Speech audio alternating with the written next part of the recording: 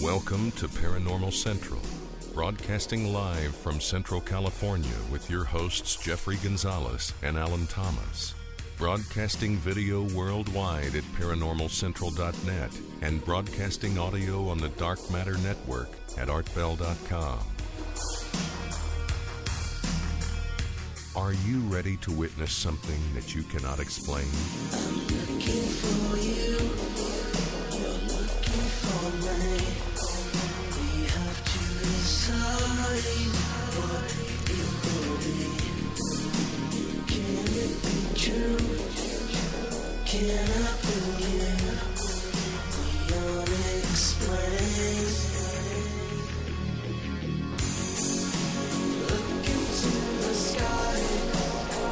You realize you're not alone.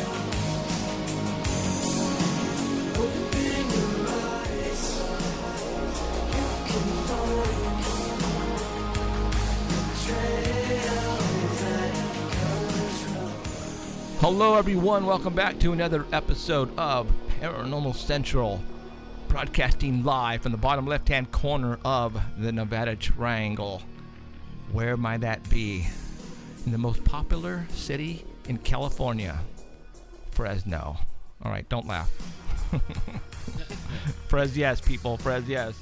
My name is Jeffrey Gonzalez. I am your host for Paranormal Central. Welcome wherever you may be. I appreciate you being here on a Sunday evening when playoffs are happening. So you know what? Just mute the playoff. You don't need to listen to it. You can watch it and crank us up wherever you may be. We are broadcasting video on live stream as you are watching us right now. But if you don't want to watch it, you can go to the Dark Matter Network at artbell.com. Yes, the famous Art Bell website is broadcasting our feed worldwide on the Dark Matter Network, and we want to thank them for that. My co-host to my right, to your left, Alan Thomas. Good evening, everyone.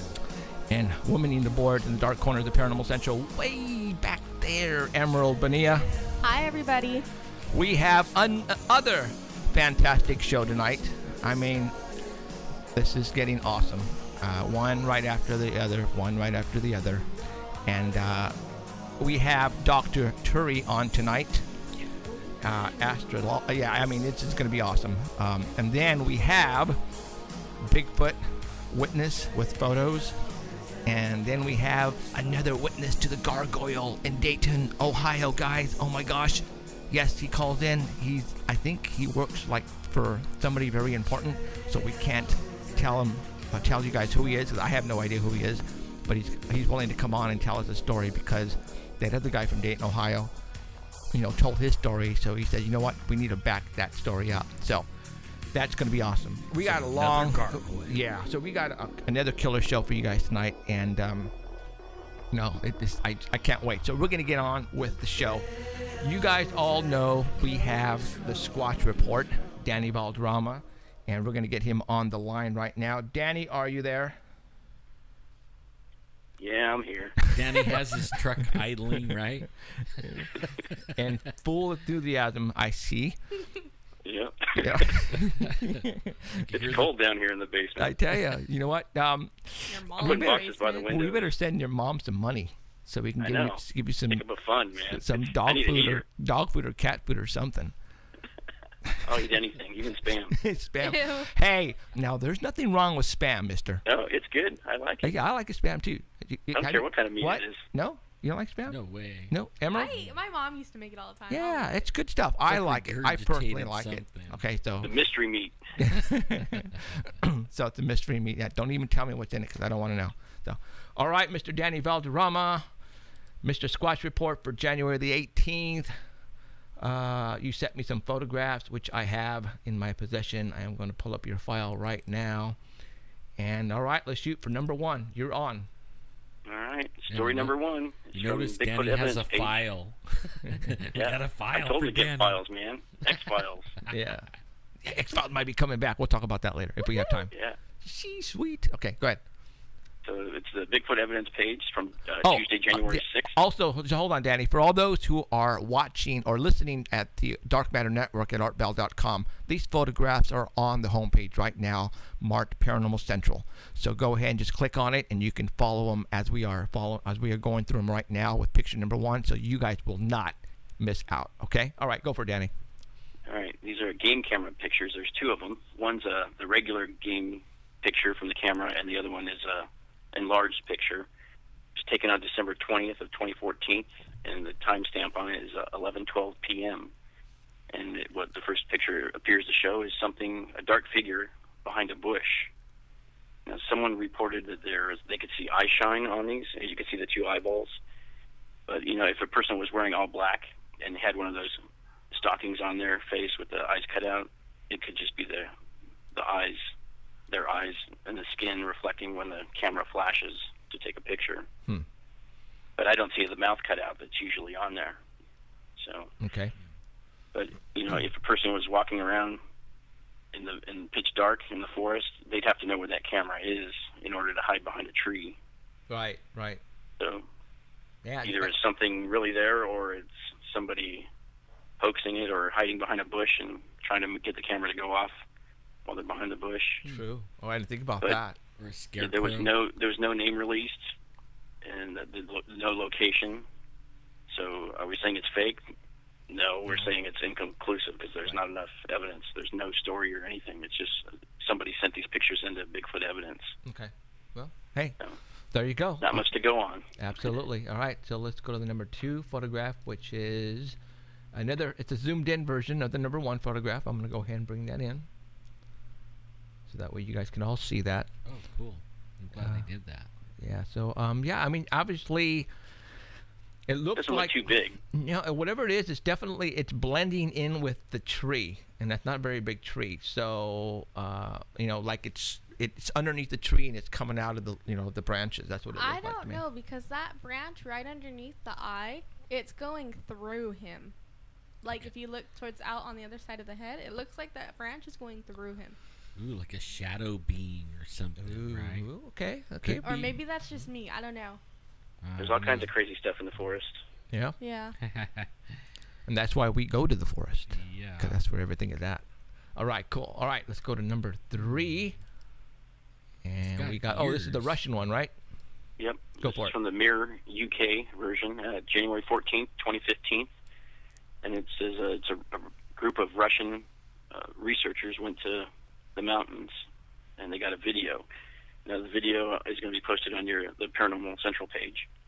And it's also, Keith put a link to it on the Art Bell page underneath the picture, so you can watch it on there, too. And they claim to have captured the best footage of Bigfoot, or Yeti, as they call it, too. And it marched out of the woods before disappearing seconds later, and that's what the video shows. It's probably about 10 seconds or less, and it just comes out and goes back in. Now, But it looks like it stops. After it gets away from the camera, it just stops. Now, I saw the video a couple times, and it is the stride. It's like 1 foot in front of the other, not like a human being would walk left, right, left. You know what I'm saying? This guy is... And the leg lift is there, too. Okay. But you'd need it to walk in the snow, too. So. Right. So, and it looks like the snow is past his knee, right? Mm-hmm. Yeah, so it's pretty deep. So think about this, guys. Have you ever tried walking in the snow, foot first, and then put the other foot, I don't know, like I'm looking at what this picture is right now, 4 feet maybe, 3 feet, 4 feet in front, and then lifting your other foot out and putting it way over in front. That's what this thing is doing right here. So he doesn't drag his foot in the snow. Like when we walk in it, we actually like we don't pull our feet all the way out. You know what I mean? Like you make like a railroad track looking thing. Okay. And if you notice also that this guy, this thing, the snow is all the way up in the knee. Right. Now this guy was jamming through the snow, wasn't he, Danny? Yeah, he was walking pretty fast. He was walking pretty fast. How many of you have walked extremely fast in the snow with the snow all the way up in your knee? This guy was pulling his leg out boom, For about boom. 30 seconds. You kind of when you take a step, you kind of wait to see how far you sink down Right. before you take the next step. No, this guy was jamming. So for those guys, for all those who haven't seen the video, go to Facebook, Paranormal Central page. Danny puts all of this stuff on that link. If you have not liked that page, do it now. Plus, all right. It's on artbell.com right now. The picture. The video's on there too. Yeah. The okay, video and the cool. picture. Oh, the video too? Okay. Uh-huh. Sweet. There you go. Yeah, Art Bell has Put it. the video on there. All right, cool. And Keith put the video on the Art Bell page. For all those who are on Art Bell, go check it out right now, and you will see what we're talking about. You mean this person here has some leg muscles to be moving through the snow that fast. I mean, even just looking at him, he looks like he's determined to get out of there. Right. You know what I mean? Even though you're looking at the back of him, just his body language kind of thing looks like he's like wanting out. Right. I don't know, though. Now check this out. If Looks too close, though. They're really close to it. right, Yeah. they are. Now, if if this was a guy in a costume, all right, the costume would be Not even a baggy. costume, just something all one color that you okay. wear in the Well, look at snow. his head, though. His head looks way too small. Well, That's exactly how the Bigfoot I saw looked. Oh. not all of them have pointed heads. I heard there some different. The Yetis and the Sasquatch. They all have depending on the location. I think that's because of the pointed heads and the regular heads but this guy was moving. All right, this guy was moving fast in the snow. You go by like their body. The body is massive looking, and that usually will give it away. The head you can't go by if it's pointy or conical or Right. whatever. I don't know. Just the way this guy was The way they moving. walk. Yeah, the way this thing was moving, he was moving really fast, and the snow was all the way up to his knees, and it's putting one foot in front of the other, 4 feet at stride. Okay, think about that before you make a decision about this guy in a costume, because put a Bigfoot costume on and go walk in the snow and see if you can mimic this guy's speed. How do we know it was 4 feet? Well, I'm a human being. If I was to spread my legs that wide, and I'm 6'2", I could tell you it'd be about 4 feet. Okay. Plus, you'd probably be on your butt. Probably falling down. Falling down. Yeah. Okay, so we're guesstimating. Yeah. I mean, I don't think it's a little kid. No. They did take foot casts in the snow, and when they pulled the foot cast out, it appeared to have toes on it. So Okay. that's kind of weird. Okay. Okay. Yeah, there's that. That is But weird. the group was up there because they said that they had seen on TV that there was reported sightings up there. So they got a group together and they went up there Wow. and they interviewed some witnesses along the mountainside. And one of the witnesses said that he was at his door and he saw something big and shaggy walk by. And he said the creature looked like a bear, but was not a bear because it was walking away. Right. And then another witness heard footsteps outside of his place, and he accounted for everybody inside the house. And they went outside and they saw just huge footprints. They didn't see what it was, but they said that whatever it was to make that footprint that deep in the snow would have to be 200 kilos. And for our drug friends out there, that's 440 pounds. So that's and they made plaster casts, and they said they gave all their evidence to the local scientists to see what they could come up with. But when they got up to the mountain, they were stunned to hear the crunching sound. So it sounds like as soon as they got up to the mountain, they got this footage of a hairy creature, which is That's awesome. pretty incredible See? by itself. That's awesome. Yeah, and you know what? That's usually when you get the great stuff. It's when you hear of a sighting, you just jam on over there as quick as you can, and that's probably what happened here. They didn't have a trackway with it. Like No, they didn't say anything about a trackway or how long the strides were or anything like that. But I've seen pictures of reported Bigfoot sighting in the snow. The tracks are pretty far apart, right. and they have trouble finding where the other footprint is because they're believing how far apart the steps are. And these don't look too far apart, but Right. they're still pretty good size. Yeah. I mean, it could be even farther than 4 feet. I mean, we Right, don't know yeah, how you big. can't Some of the this thing is. local Yeah, we don't know how Some big of the this local residents think that it might be just a publicity stunt for tourism because there's only like a 12,000 population at their little town that they have there. Uh-huh. But others are convinced that this is the Yeti or Bigfoot or whatever they've been seeing up there. Cool. All right. Right on. We'll All have right. to wait and see. That's it. Hopefully there'll be some more video or pictures. So Can we go to Russia? yeah. All right. Got the next picture I'm up. gonna go find the gargoyle. I remember this one. All right, this Go is for the it. nurse from Ohio. All right. Snapped a picture. This is just about on every Bigfoot page. And it's from January 15th in LaGrange, Ohio. And this nurse driving past, I think she was with her family because it said her husband and her children were freaked out. But she snapped a picture of a Bigfoot in northeastern Ohio. And, you know, the picture wasn't released by her. It was released by her cousin who saw it and said that they were all freaked out about it and didn't know what to do. So he released the photo on his Facebook page, and it just kind of took off from there. And it was taken on January 11th around 2:30 p.m. And, you know, it's... And you figured it out. What was it?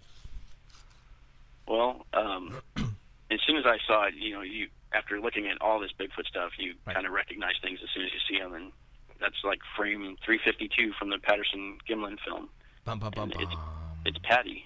You know, Patty. it's Patty. That's the actual picture when she looks back at the camera. Although you can't see a head turn on this, it's Right. when she has her both arms out and she's looking back at the camera.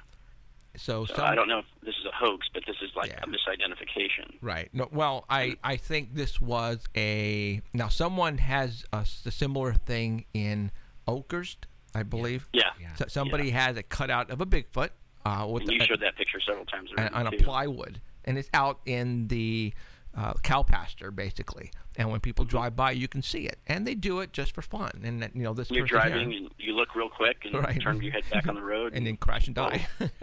So, oh my God, Bigfoot! So, this technically is a real picture of a Bigfoot. It's just not a Right. living one. Right. It's there. Exactly. But Yeah.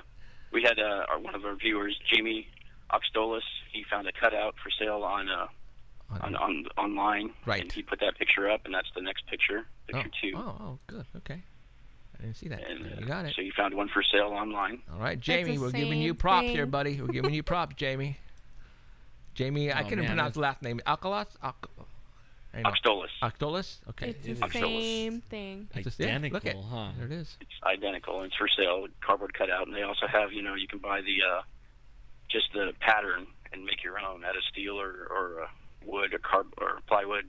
Make your own, put it up. Now, even Scare the, the neighbors. even the media took this and ran with it.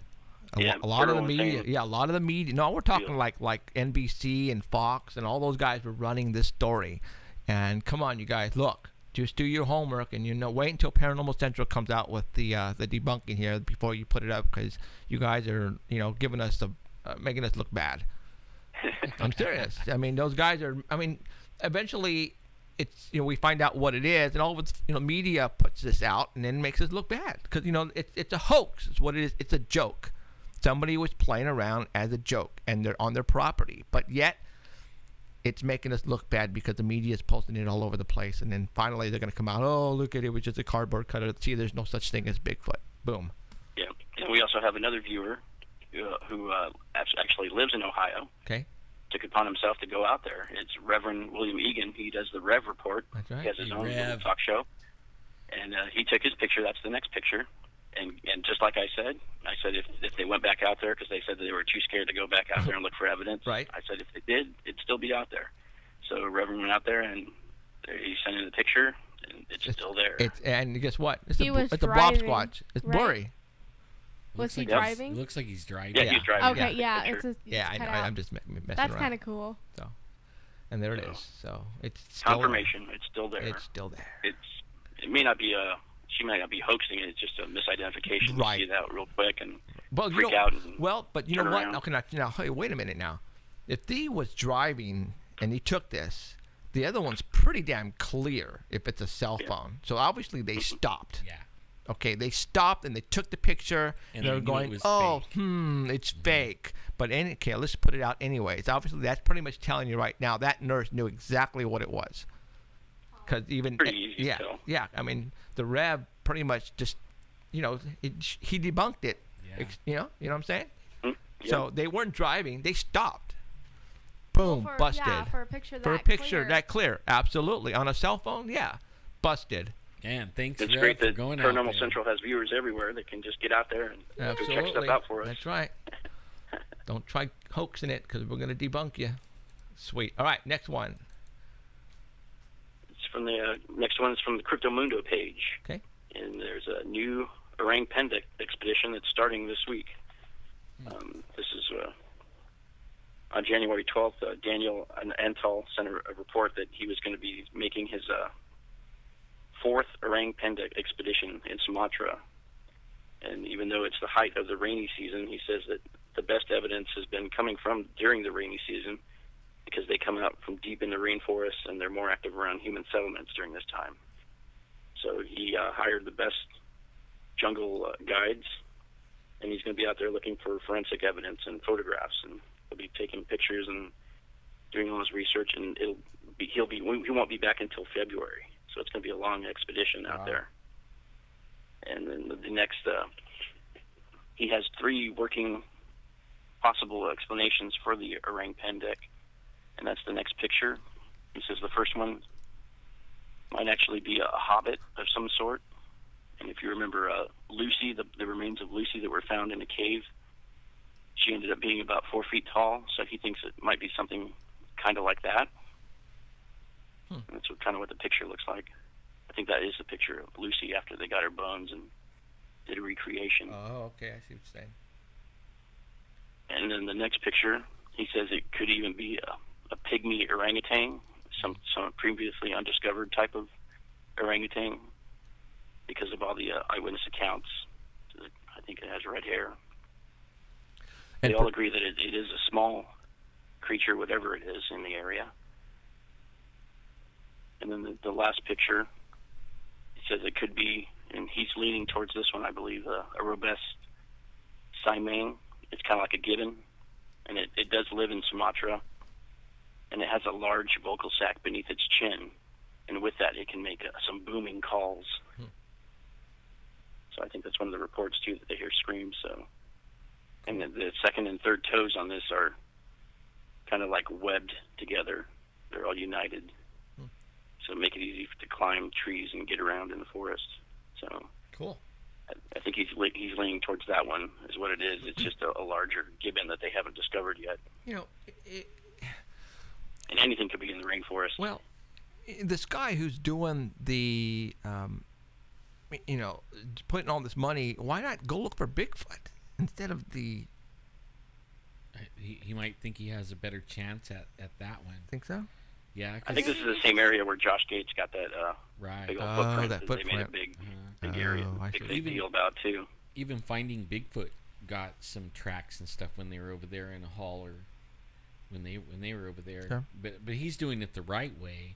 It's like the other guys, Josh Gates and Finding Bigfoot. They go over there and they're there for 2 or 3 days or something like that. Right. With, not gonna a find ton a of month there. people wandering around with them.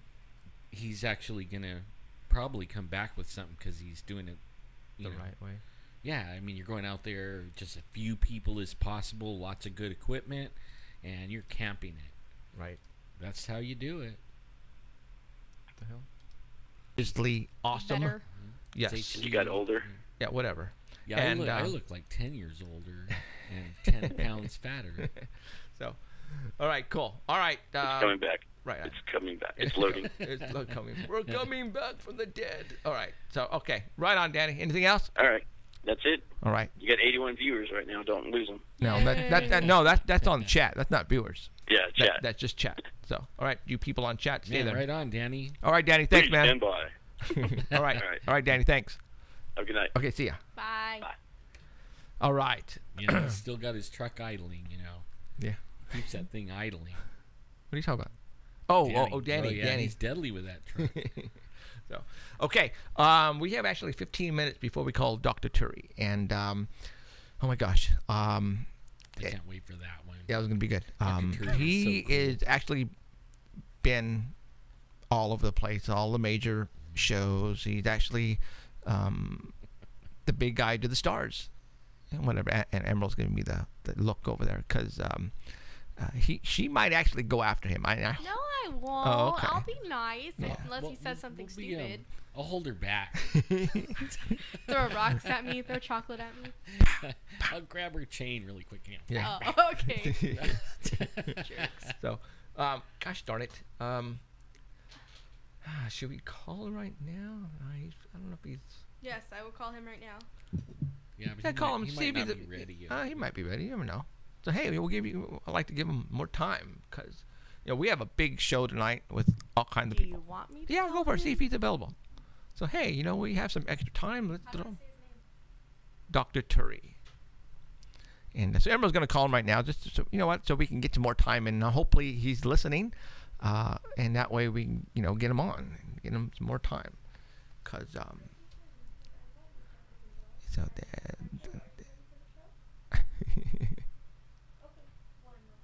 yeah, all right. Yay. Dr. Turi, are you there? I'm here. Thank you for having me, guys. Hey, Hi, how's it Dr. going? Curry.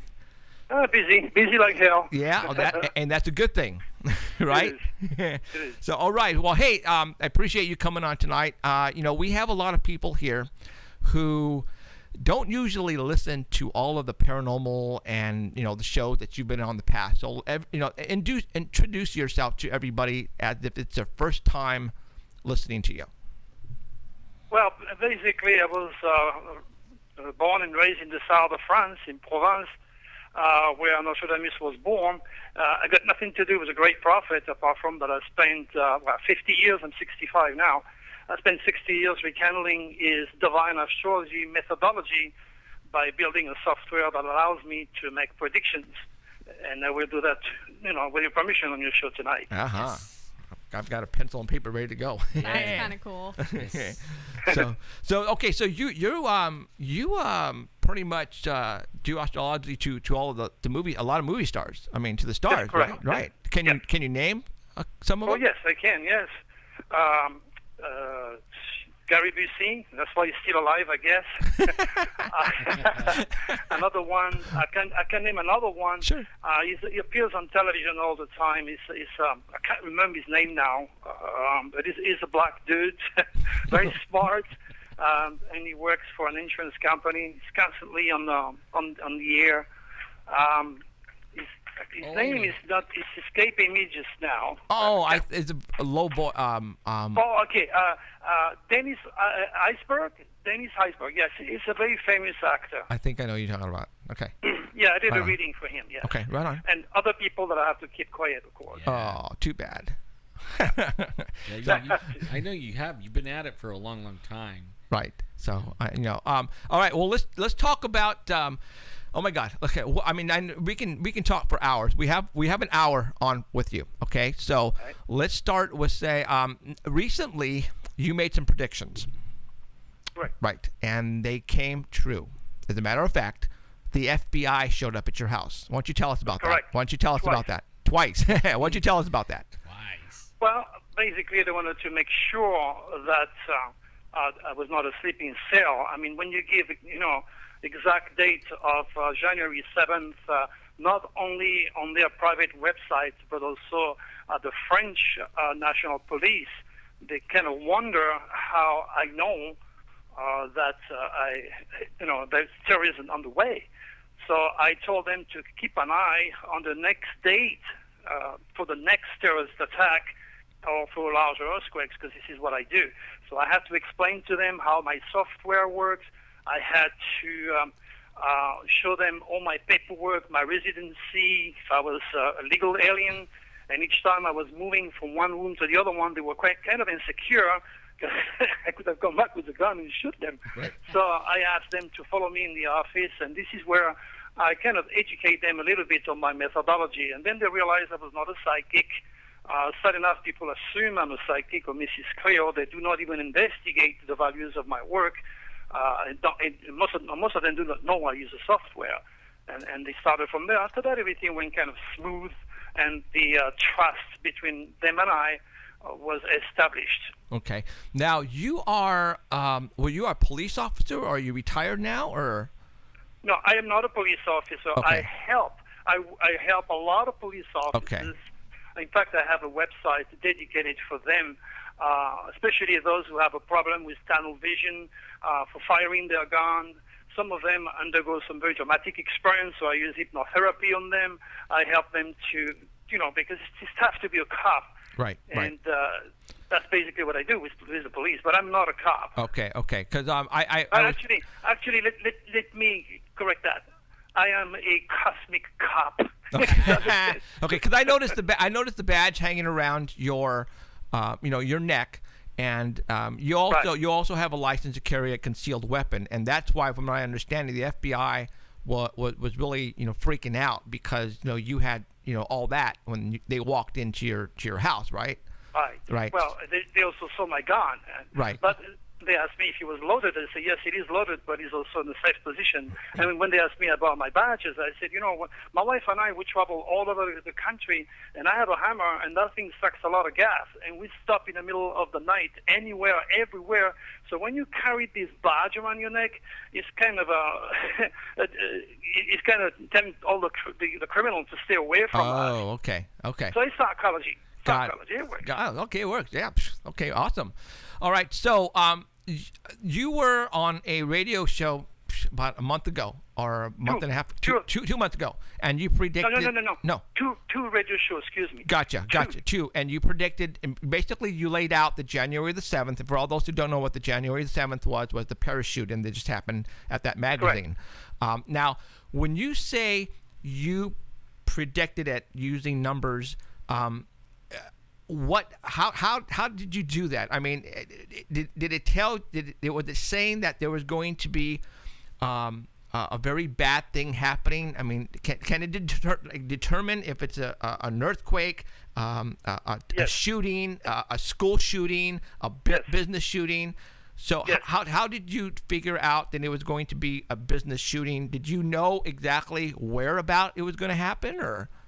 Let me correct you. First of all, I do not predict anything. Okay. I give a specific timing for that has been proven accurate over the years, because I'm doing this since 1991. I'm 65 years old, so I had time to realize my work is real and solid.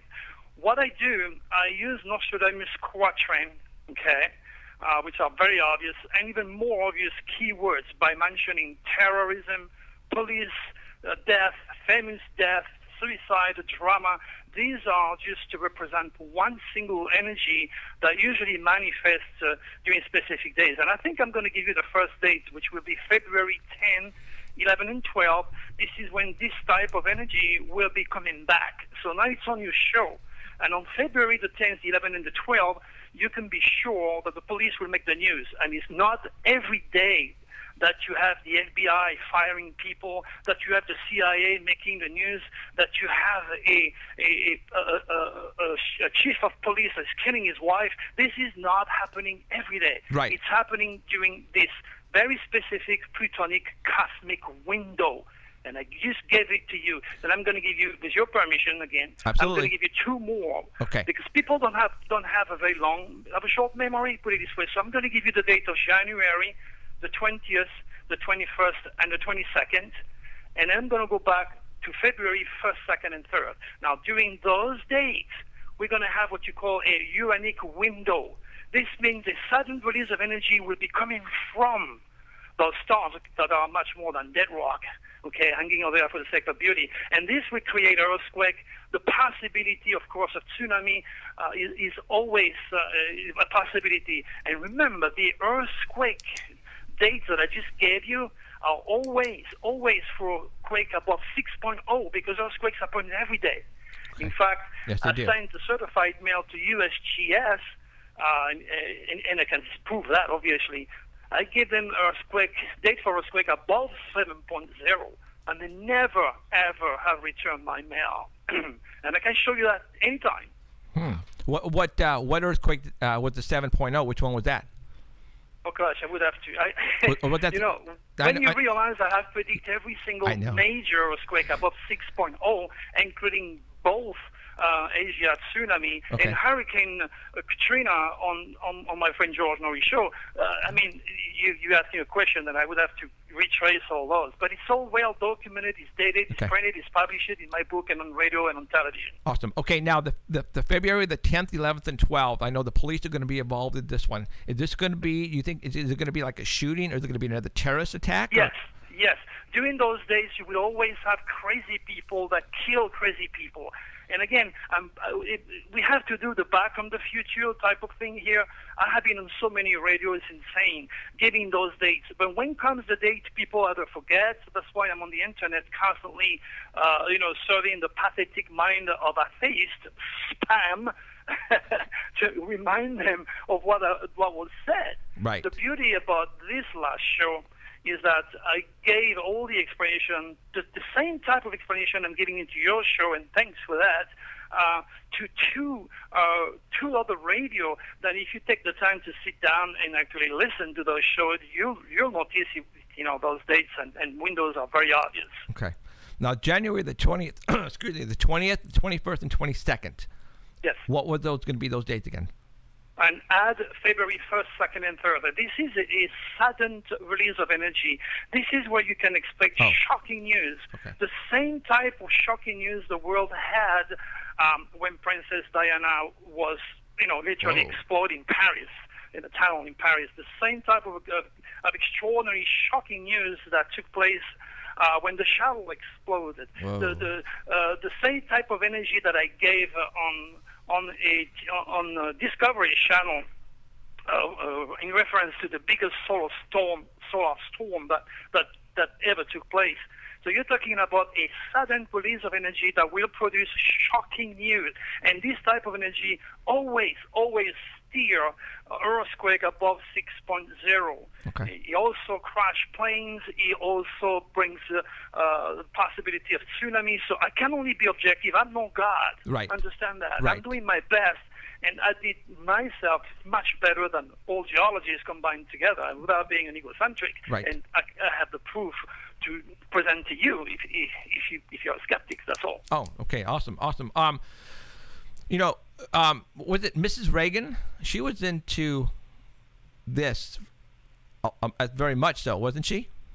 Oh, yeah. Well, she was into modern astrology. I have nothing to do with modern astrology. Okay. And that is the problem. And this is where I understand the atheists, because modern astrology is just financially oriented and start and finish on your horoscope newspaper. Got it. Okay. So the 20th and 21st and 22nd is going to be something major. Great. I'm staying home that day. No, you don't have to. No, because this is what people don't understand. Earthquake happens every day. People die every day, Yeah. which I understand too. But these are universal cosmic biorhythm. Now you have your personal cosmic biorhythm, and that is, you could go under a 7.0 earthquake like millions of people did and still escape. You ain't Right. going to be at the wrong time at the wrong place because you are under your personal cosmic biorhythm, and they happen to be positive. But if you have an amount of negative energy, for example, the moon is waning, Mercury is retrograde, which affects transportation and communication, the same type of energy that brought the Titanic down, that brought the Italian ship down, there is no accident. There are only cosmic, let's say, coincidence. Right. Cosmic circumstance is the right word. That science and humanity has not yet been able to investigate or appreciate. On the September 11th, the Twin Towers. Did you pretty much knew that something major was going to happen on that day then? No. I give all the details. Yeah. And then again, it's on my website. I finish by saying, be ready to explore the sudden release of energy that will force the government to make drastic and dramatic news and dramatic action. Excuse me. The same type of window that produced the Paris terrorist attack was exactly the same than the one that I saw in April of 9/11. And 9/11 was predicted a full year before. And again, I have it printed in my book, and it's all dated, not only on radio, but also in my books. Right. But if you do not investigate, if you don't pass skepticism, well, chances are you ain't going to be realizing that the cosmic code is very real. It's very solid. You have a physical world where you have to respect the law. You have to stop at a red light, stop at the stop sign, and that's where you have cops to make sure you respect the laws. But because you do not see or don't touch doesn't mean the other set of laws, which are spiritual from the cosmic code, does not work. Well, what cannot be seen or touched doesn't mean doesn't exist. And this is why I said earlier I'm a cosmic cop. I'm the first cosmic cop. Right. Now, you're a very spiritual person, aren't you? I'm extraordinarily irrational. Okay. I am just a different scientist. I don't believe in Elvis coming back. I don't believe in Jesus coming back. Sorry. And that's where people are confused, especially the atheists, because they do not understand that I'm actually working in the same way. But this doesn't mean the atheists or religious people are stupid. They are not aware of the cosmic God's jurisdiction. They're not aware of a God they know nothing about. All they have been trained to believe and fear is God. If you don't do that, you're going to go to hell. Well, the God I promote, we're not going to send anybody to hell. You're already on hell anyway, in stupidity and ignorance and your own fears. But if you take a chance on me and investigate my work, you will soon join the 8,000 people who already signed up into the Cosmic Code. Wow.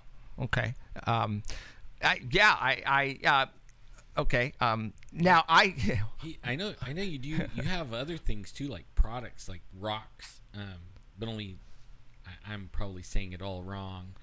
But only you have you do healings and stuff like that, don't you? Like I was reading, it was a long time ago, but you can do like healings with minerals. I'm pretty sure. Did you hear him, Dr. Turi? He's very, very low. Is there any way you could repeat? Yeah, go repeat him. Let's talk. I was reading somewhere, and it was a while ago, but only you do like healings and stuff too with minerals and different things like that. And I'd like to hear a little bit about that. Well, first of all, your subconscious, which is an area of the human experience that is not really fully understood. If you feed evil with negativity, you're going to alter the atomic structure of yourself with your own thought, because the future is nothing else than a reincarnation of the thought. You're going to build your future, or you're going to destroy yourself. So this is full show on the superconscious in time and space. But if you are lacking energy, for example, let me give you this example. When I was at the Royal School of Music in England, learning how to play piano, I had this friend of mine who was very upset because I was picking up all the pretty girls, and he was wondering how the hell I did. I told him that the reason why I did that is because I have the head of the dragon in my fifth house, which is a seat of attraction between human being and the girls like Dr. Turi. But that means nothing to him. So I said to him, I'm going to do something which is called a talisman, and I'm going to get the energy that are missing in your fifth house, and I'm going to add it. And I look at his chart. He was born in May. May is ruled and controlled by Venus. Venus, or the sign of Taurus, is controlled by copper, the copper color. This is why ladies will go on the sun to get the beautiful tan, so to speak. So I carved a talisman, waiting for the perfect auspices when Venus was rising, and I gave it to him. So in other words, he was able to cheat by becoming magnetic to ladies that would never give him the time of the day. But again, these are just my words against yours. Unless you give it a shot and you try it for yourself, you have the right to either be quiet, be silent, or investigate my work. Right. And that's what the problem with people. They assume immediately that I am, again, Mrs. Cleo, that I'm coming from God knows where, not realizing I'm more logical and more practical and more scientifically oriented than they could ever be. On top of that, the people that have signed up my newsletters are often referred as gullible moron. I mean, you're talking about, oh my gosh, I cannot say names. I'm dying to tell you the names of the people that are into this list, but trust me, they are very, very famous. Not only FBI agents, not only doctors and MDs and who is who in America, not only governors, not only city mayor, but very, very educated scientists. In fact, you have to be above owning above normal intelligence to deal with my work. It's not for the morons. Right on. Right on. Now you asked for my birth date, Correct. and I gave it to you. Well, you gave it to my wife, Oh, okay. and sudden enough. What? I apologize. No, that's okay. I did not have time to That's check okay. on your Okay. your chart, but just give it to me. I'm going to give it a shot. Okay. October the 8th, 1966. October the 8th. Okay, 1966. let me double check. I need to configure my See? own self here. Okay, He all I can sound- he tell said you you're is that doomed. You're you doomed, were born man. an FBI agent. You're a walking library. Oh, man. That's what I can tell you. I can tell you that your mother didn't have to tell you to pick up a book. In fact, you are a natural, eternal student. That's the way you are. But you're far from being stupid. You investigate every single thing. That's part of your deal. You're a gift in the real estate. You like to eat and you like to cook. What else? You might have some neck problems. He likes But pizza. you also have fears. Maybe I see fears that are coming from your past life. Your past life are directly related to religion. You were in the Middle East, you were in Spain, Portugal, you were very religious, and you had a lot of past life as a female. This doesn't take anything away from your masculinity in this present incarnation. But the fear of water, the fear of religious poisoning, God knows what. This is what you have to beat. And that's coming from, again, your early past life. Your very, very, very powerful past life were directly related to the Mayan, to the Incas, and to the Sumerian. That's why you had something with the Indians. That's basically what I can tell you for now, because I don't have your chart in front of me. Right. Okay. Well, yeah, Man, that's interesting. yeah, that 3/4 of that was right on. Yeah. I appreciate that. Yeah, The I mean, other that was- quarter is everyone's- because we the other have- quarter is because you're not talking to me. I don't have your chart in front of me. Exactly. But, Exactly. as I said, you are able to analyze yourself because the year you were born with, let's say, a Scorpio dragon's tail. So be careful with the police. You're not exactly lucky with the police, even though that you may be very attracted to the police.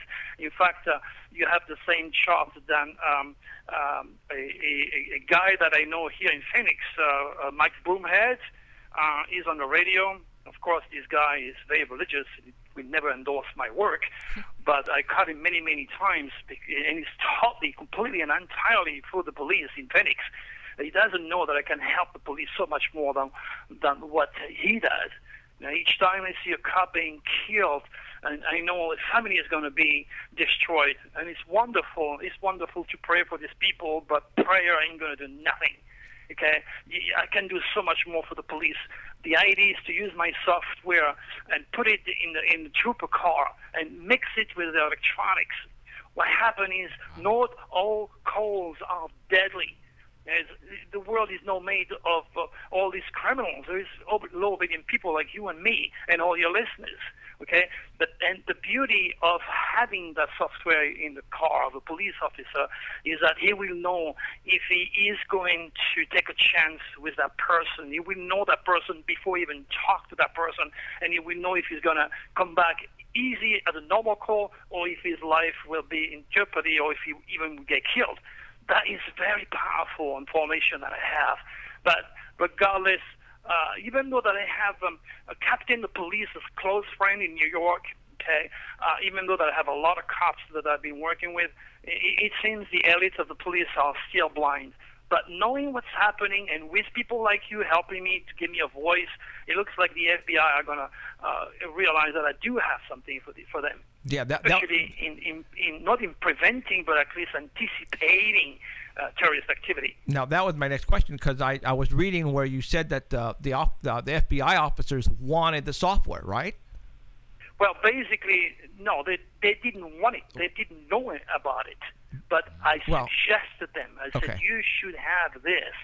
And I explained the reason why. Of course, they stayed only an hour with me in my office. So even though that they gather a lot of information, they could never build cosmic consciousness. In order to build cosmic consciousness, you have to be with me 7 hours per day for at least a week. Mm-hmm. That's what I teach. Right. But Well, you know, police departments now, law enforcement, FBI, CIA, they all use psychics. They all use the paranormal sometimes to go on cases for hints. How come they don't bring you in? Why don't they? that's a $1 billion question, my friend, because I'm not a psychic, maybe. Well, I mean, obviously they showed up at your place because because you know something and they want information on it. Well, guys, why don't you bring them in and use them? That's scary because that tells you the people that serve and protect us do not behave as real detectives. That's scary for us.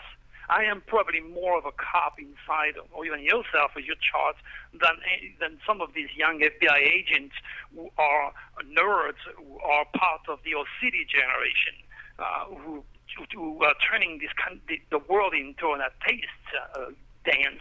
And that is terrible. You cannot. I deny the God. I deny the God that was induced to people, in their early upbringing and the health stories and all this stuff. I deny all that. But it doesn't mean that I deny the cosmic God. God can only speak through the sign. One of the reasons why, of course, the first word of the Bible refers to 3 wise men following the stars.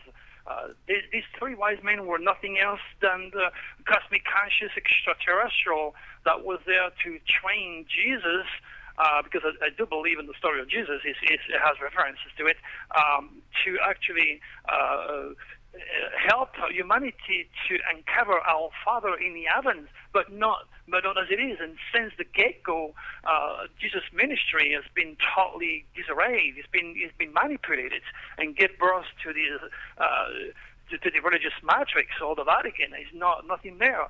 Apart from the Vatican is overloaded with astrological relics, and all the popes of the past were taught astrology by the Vatican Council. Right. UFOlogy. You are into that as well, because what you speak to is about. We believe on this show that we're not alone. I believe we're not alone. As simple as that. I believe there are other dimensions. I believe there are symbols that they are trying to give us, like crop circles, and symbols all over the place. It's just that we're not there to see them. Now, you use a lot of symbols. Explain your UFOlogy when it comes to your what you do. Well, Jeffrey, first, I'm past believing. I don't believe in astrology. It's not a religion. I don't believe in UFOs. I dealt with them. That's the only difference between me and someone else. I'm not talking about a light somewhere. I'm not talking about a walking experience somewhere. I'm talking about a flying saucer 30 feet above my head. I'm talking about me talking to these guys. So I'm well past that. Okay. And the legacy they left me, which is now becoming a curse, is very obvious. But again, it's so unbelievably stupid to believe we are the only one in the universe. Absolutely. In reference to the moon, for example, Neil deGrasse, which I call Neil Disgrace, by the way, is talking about the moon. He doesn't know nothing about the moon. He says the moon is been bombarded and loaded with craters. Guess what? We are next door. How come we have just one here in the middle of the desert in Arizona where I live? We have a crater. No, the moon comes from the belt surrounding Jupiter. When the extraterrestrial build up our solar system very precisely, they use their own nukes, put it this way, for the lack of words, and remove the moon from Jupiter and brought it to this solar system to make it working with the rest of the celestial family. But Neil deGrasse Cosmos does not talk about the soul of the cosmos. And what does it do when you go to one of his lectures? It's wonderful. It's marvelous to teach science to the children. But what do you take at home? You're taking home more wonder about the cosmos than if you listen to my work and you understand God's cosmic divinity, then you have something to be prepared. Because God created the stars and the heavens to be as a sign so that you may lead a safer, more productive life. How long ago did you have that that I don't want to say abduction, but that close encounter? Well, I started when I was 7 years old. Okay. That's when it started. It was pretty scary stuff to see these things in the middle of the night. But even though that I passed out in fright, every morning I woke up and I knew it was going to be okay. That lasted for years, and anybody around my house, everybody around our house heard my screams in the middle of the night. And even the doctor said, Louis, it's crazy, we need to... during those days, we didn't have Ritalin or Prozac. They used electrical shock in the head. And my mom said, are you crazy? I ain't going to have my son going through this. Then the visitations ceased. But I have four solid UFO experience. The second one, if I may continue, Sure. with your permission, Yeah, I can. absolutely. Well, the second one happened November the 11th, 1981. And another one happened in August 11, 1991. But the timing is perfect.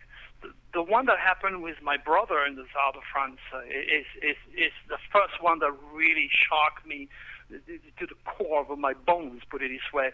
My brother, during those days, used to own a discotheque, and we used to live in a little farm away from the city, and we had to drive a few miles to the vineyard to go to the main highway that would take him to the discotheque. We slept during the day and we woke up at night. This is basically what it is. So every single night, around 10 o'clock, we left the farm, we drove to the vineyard, and this is when it happened. I saw some light coming from the right, and I asked my brother, hey, Joe, is people working there?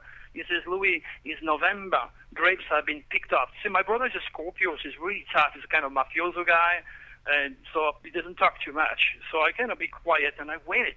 And all of a sudden, oh my gosh, I saw an incredible light. The entire area was, loaded with light. So I get out of the car, and my brother was holding me. He said, what are you doing? I said, well, I need to go. What the hell is that? He said, stay here. So I managed to get away. So much for the big guy. Anyway, I went outside, and I started to bang the front of the car. He had a brand new Mercedes. That Mercedes died right there. Okay, I banged the car. I was screaming every French bad words I knew, asking him to get out and to look. He says, what do you see? I said, well, light. You can see nothing. Light. And then all of a sudden, the light turned off. And it took me a while for my eyes to adapt to the environment. And then all I had was kind of a yellow, goldish, reddish ray on top of me, a beam. Okay? And above me, I could hear the humming noise. And then all of a sudden, I could see under the flying saucer. I could see the circumferences 30 feet above my head. And then it stayed there for a while. Of course, my brother never came out. He has his nose against the windshield, but he never came out. And then the thing turned the light on again and just took off right above the roof of a farm, maybe 10 feet above the farm. And I came back the next day. I looked everywhere. There is power lines everywhere. And then my brother says to me, Louis, this did not happen. It took this sucker 25 years before he decided finally to tell the entire family and his children that I was not crazy, that we actually saw a flying saucer on November 11, 1981, leaving the farm. So that was my week, a shock. That did not yet connect with those guys. The next one I connected. Can I keep talking? Yes, absolutely. Go. Keep on going. Is that when you got the download to do what you do now? Thank you, Jeffrey. So the second one happened upon one of my return from England. I was celebrating the Distinction Cup of Music that I received. They told me that I would never, ever play piano because I touched a piano the first time I was 26 years old. They said, you have to start when you're a kid. So I wanted to prove my teacher wrong. And instead of spending, like 5 minutes like you're a kid, I spend 6 or 7 hours every single day spending my time, practicing piano instead of smoking pot and messing up with the girls. And next thing 2 years later, I end up with a Distinction Cup. And again, I have all to prove. I have all to prove it to you. So I was back home, very proud, showing my diploma and my cup and everything else. my first deal with Philips Recording Company as a recording artist. I was doing really well. I was very happy. And then as soon as I arrived home, I remember it was a Sunday. My sister Noelle was not there, so I asked my mom. I said, "Where is Noelle?" And she said, "Well, she's gone." I was kind of upset. And then 2 minutes later, she was back. And she was crying and she was upset. And then my mom said, "What happened?" She said, "I missed the bus. They're going to fire me if I'm not at work tomorrow." So my mom says, "Okay, not to worry. Louis is going to take my car and he's going to drive you there." The only problem is I was, 26, 27. During those days, we had no cell phone. We had no GPS. And I never read a map in my life. Well, cut the story short, it's 4:30 in the morning. I stopped in the middle of the night, in the middle of nowhere, and that was kind of surprising because, it's not like America where you have McDonald's open 24 hours a day. I was to this day, I still wonder how come this place was open. Anyway, I waked my sister up, and I said, I'm falling asleep. I'm gonna stop and get a cup of coffee and ask people where we are. I walk in this bar. The first thing I told my sister is to sit on the by the door. I said, "You stay there, okay?" And she asked me for a Coca-Cola. It was freezing cold. I don't understand that. Women. Anyway, I went to the bar, and then I saw 3 guys. I mean, those guys were so big. In my mind, I thought they were loggers, guys cutting trees, because it was so huge. In fact, my nose was at the belt of these guys. I said, "Tell me how big they were." And I said, "Jesus Christ, I hope they have good intention." And they were like looking right ahead of them, like in nowhere, no land, no zone. They were just looking motionless. Anyway, I asked for a cup of coffee and the Coca-Cola. Brought the Coca to my sister, went back to the bar, and this guy looked at me, and he says, "Do you want to play cards?" I look at him, I said, "No, man, I'm too tired. I don't want to play cards." He says, "Well, you're going to be friends with cards." They did not make sense. Then didn't make no sense, because even to this date, I cannot play poker, but I play tarot, and each hand is a winner. Each hand brings me money. So and he was right, but I didn't know. And he goes, "Okay, look at the card." As soon as I look at the card, just as soon as my eyes were in the card, he's telling me exactly what he was. He did this 2 or 3 times, and then I decided to challenge him. I said, "Whoa, what the hell is going on here? Let's change the 9 of diamond to the queen of spade." Then I see when he looked at me, and he says, "Louis, you are not going to change the 9 of diamond for the queen of spade."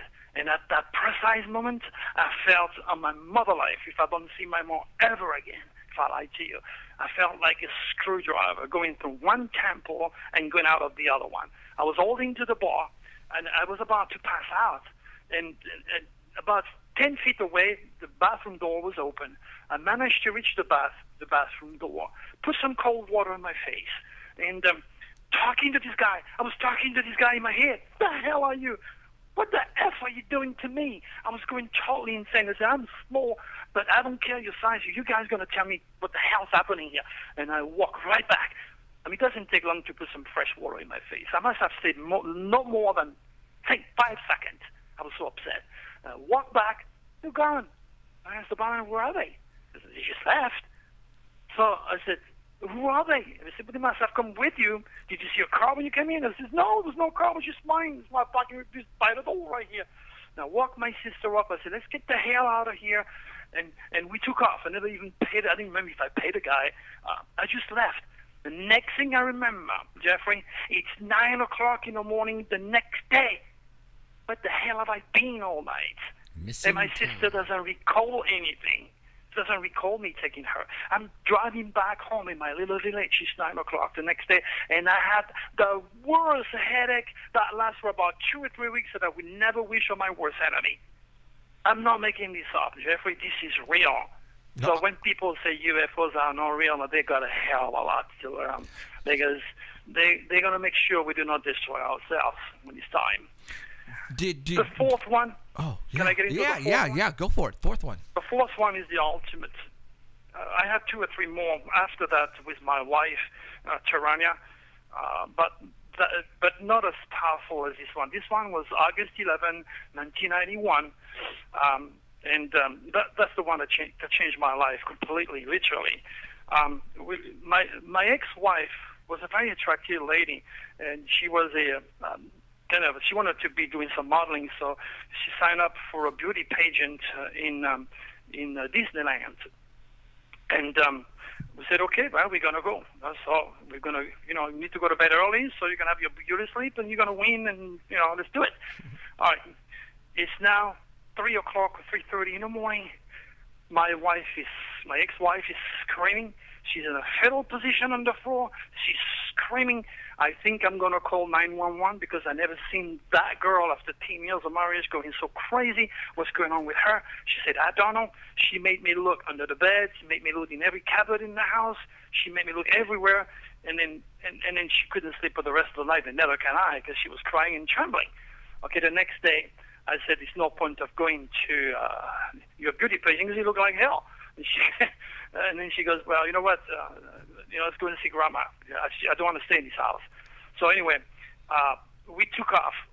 And then as we were driving, she said, well, I still want to go to this pageant. At least I want to look at it, even if I cannot participate. So we drove, and I was very careful to bring back the episodes that she had the night before. Obviously, she had a premonition, very real, at least in her dream. I asked her why she behaved this way, and then she turned the radio on louder, like she didn't want to answer me. Then I turned the radio off, and before she could answer me, it was weird. I felt like if I was driving into a cloud, and I didn't feel the wheel in the car on the road. So the next thing I recall, and I'm going to tell you what happened in between. I'm driving at 35 miles per hour in the middle of Highway 5, okay, on those little bumps. My wife's screaming, what the hell are you doing? Pick up your speed. What are you doing? I said, I don't know. And then I look around me, and I did not recognize anything. I say, honey, where are we? She says, I don't know. So I took the first exit. The first exit was, I can't remember now, it's so long ago. But it was a zoo exit after Los Angeles. So I exit there, and I never forget, I saw a white Toyota truck, and I saw 3 Mexicans having their sandwich in the back of the truck. So I went there, I said, excuse me, could you please tell me where I am? And they told me, you are the Los Angeles exit. Okay. I said, do you know, what time is it? I said, yeah. They look at their watch, it's exactly 9 o'clock. Now listen to this, Jeffrey. If I drive a Ferrari, if there is no traffic between San Diego and LA, and if there is no cops to stop me, maybe I can do that in 1 hour. So I went back into the car, and I said to my ex-wife, do you remember when I married you? I told you about those UFO things. She said, yeah, you and your UFO. Next time we go through LA, you don't see it. Just tell me, but I'm telling you, hey, you went through LA, you didn't see it. It took us nearly, I don't know, an hour and a half, just 2 hours to go back to where we're supposed to have been in the first place. Then my wife was so disturbed, she called a friend, and she literally took off to Phoenix and divorced me. And then what happened is, because I was so crazy about that, I wanted to find out what the hell happened to me. I contacted somebody that was in the UFO field. I never been into the UFO field before. This guy came along, and I still have the tape. I still have today the original tape. My wife and I answering this guy, okay? And he says, look, I'm going to get you to the top regressive hypnotherapist doctors in Los Angeles. And we went to Victorville, 2 of them, and they had a different TV set around me to make sure I was under. They put me under, and as I was talking, all of a sudden, you could see on me, started to sweat. What happened is, this is what happened. We were sucked inside the belly of a flying saucer. You don't have to be in the middle of the desert, trust me. They could do that anywhere, even in the middle of LA. Okay? Now, when we arrived in the flying saucer, the guys that I've seen when I was taking my sister, those guys were there, tall, blonde, the Nordics, whatever. And they opened the door, and I said to my wife, look, been there, done that, okay? Don't worry, everything will be fine. It's like if I agreed I agreed on something. I didn't know yet what it was. So I walk into a room, okay, and then I get inside and I look outside and I see the earth the size of a football. I tell you how far it was. God thinks it didn't drop me west, but that's what I can recall. I was pretty far high. And then it was like a decontamination room, and this is why I started to complain when I was under of being very hot. You see me starting to sweat big time. And then another door slides in, and I walk inside of the flying saucer, and I see the Greys, the dignified robots, the workers. And I saw more of the Greys, more of these guys, kind of mentally, telepathy, talking, communicating with everybody, and I could hear everything, like noise, but no movement of the lips, which explained what happened with these three guys when I was in the bar, lost in the south of France in the mountains. And I brought my sister back, trying to bring my sister back, and I never did. Then what happened, and I walk around, and I could see my wife. It's like on a screen. She was laying down on a glass table, and they were taking the fetus. She was taking the baby that she had. And it's like I was not upset. It's like I'd agreed to do that. And this makes sense now, but it didn't make sense later. And I'll tell you why. What is the purpose, the agenda of the ETs? Then I knew it was time for me to go to a place that I had been before. It's another room, and the ceiling, there is something that comes down. It's like a helmet. It goes right down to my nose, and I cannot see anything, but I just feel. It's like I'm becoming a mixture of electricity, wind, steel, glass. I can't explain. I'm imploding, and this is where I was downloaded the cosmic codes, the understanding of all the planets and how they impart humanity at the psychical level, something, of course, science has to learn, because I'm well ahead of time with that. That's why they all laugh at me, but they shouldn't. So the next thing I know, I'm on the road, back on the highway, driving at 35 miles per hour. That is incredible. But, it's a personal experience. So you got to understand the people are skeptical. And the magnet will not attract a piece of wood. Some of these people have a UCI, which stands for Unique Celestial Identity, which is so rational. That turned them into, atheists, engineers, politicians, mathematicians. And then you have people like me who have a very advanced UCI, and we are not astronomers, we are astrologers. We are not mathematicians, we are spirituals. So, the yin and yang, the positive, the negative, the physical world, the spiritual world, and all the parallel worlds, is a reality. A reality that is constantly brought down because science and religion are overloading the scale of stupidity. And I'm trying to bring the balance in understanding God's cosmic divinity. You don't have to fear God. You don't have to believe God doesn't do anything for you. You can use God. You can use the planning and the stars to better your life, or to make prediction, or to use it for anything. It's a science. It is not a religion again, and you got to study it. Wow. Yeah, what do I even begin? Okay. So are they still assisting you in what you're doing? I mean, when was the last time? Was that the last time you ever had anything? No.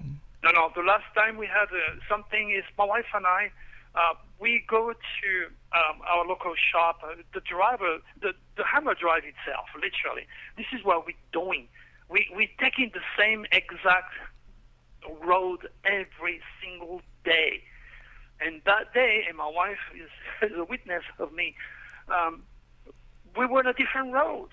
We did everything, and all of a sudden, after the stoplight, we were on a very different road in a very different part of town.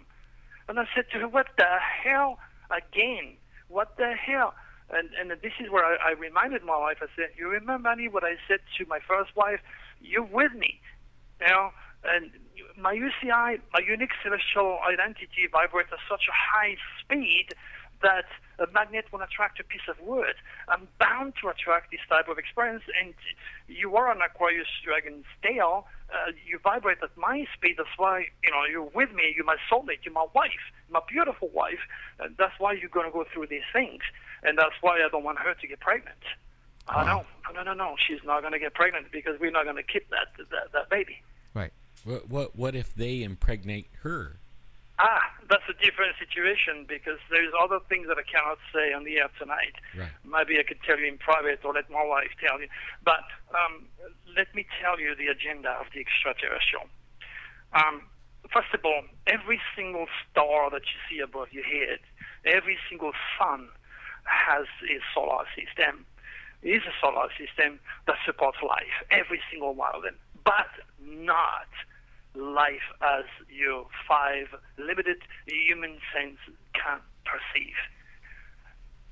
In a creative, eternal life energy, the only limitation is your imagination, put it this way. But what I'm trying to tell you is, if you're going to build a business, let's say a chicken business, you're not going to take the weakest chicken you're going to find and hope to have the best eggs. You're going to pick the best one. And extraterrestrial are not exactly interested by your earthy position or accomplishment. They're not necessarily going to knock at the door of President Obama or the scientist Helitz or Mr. Neil Disgrace. No, they are not.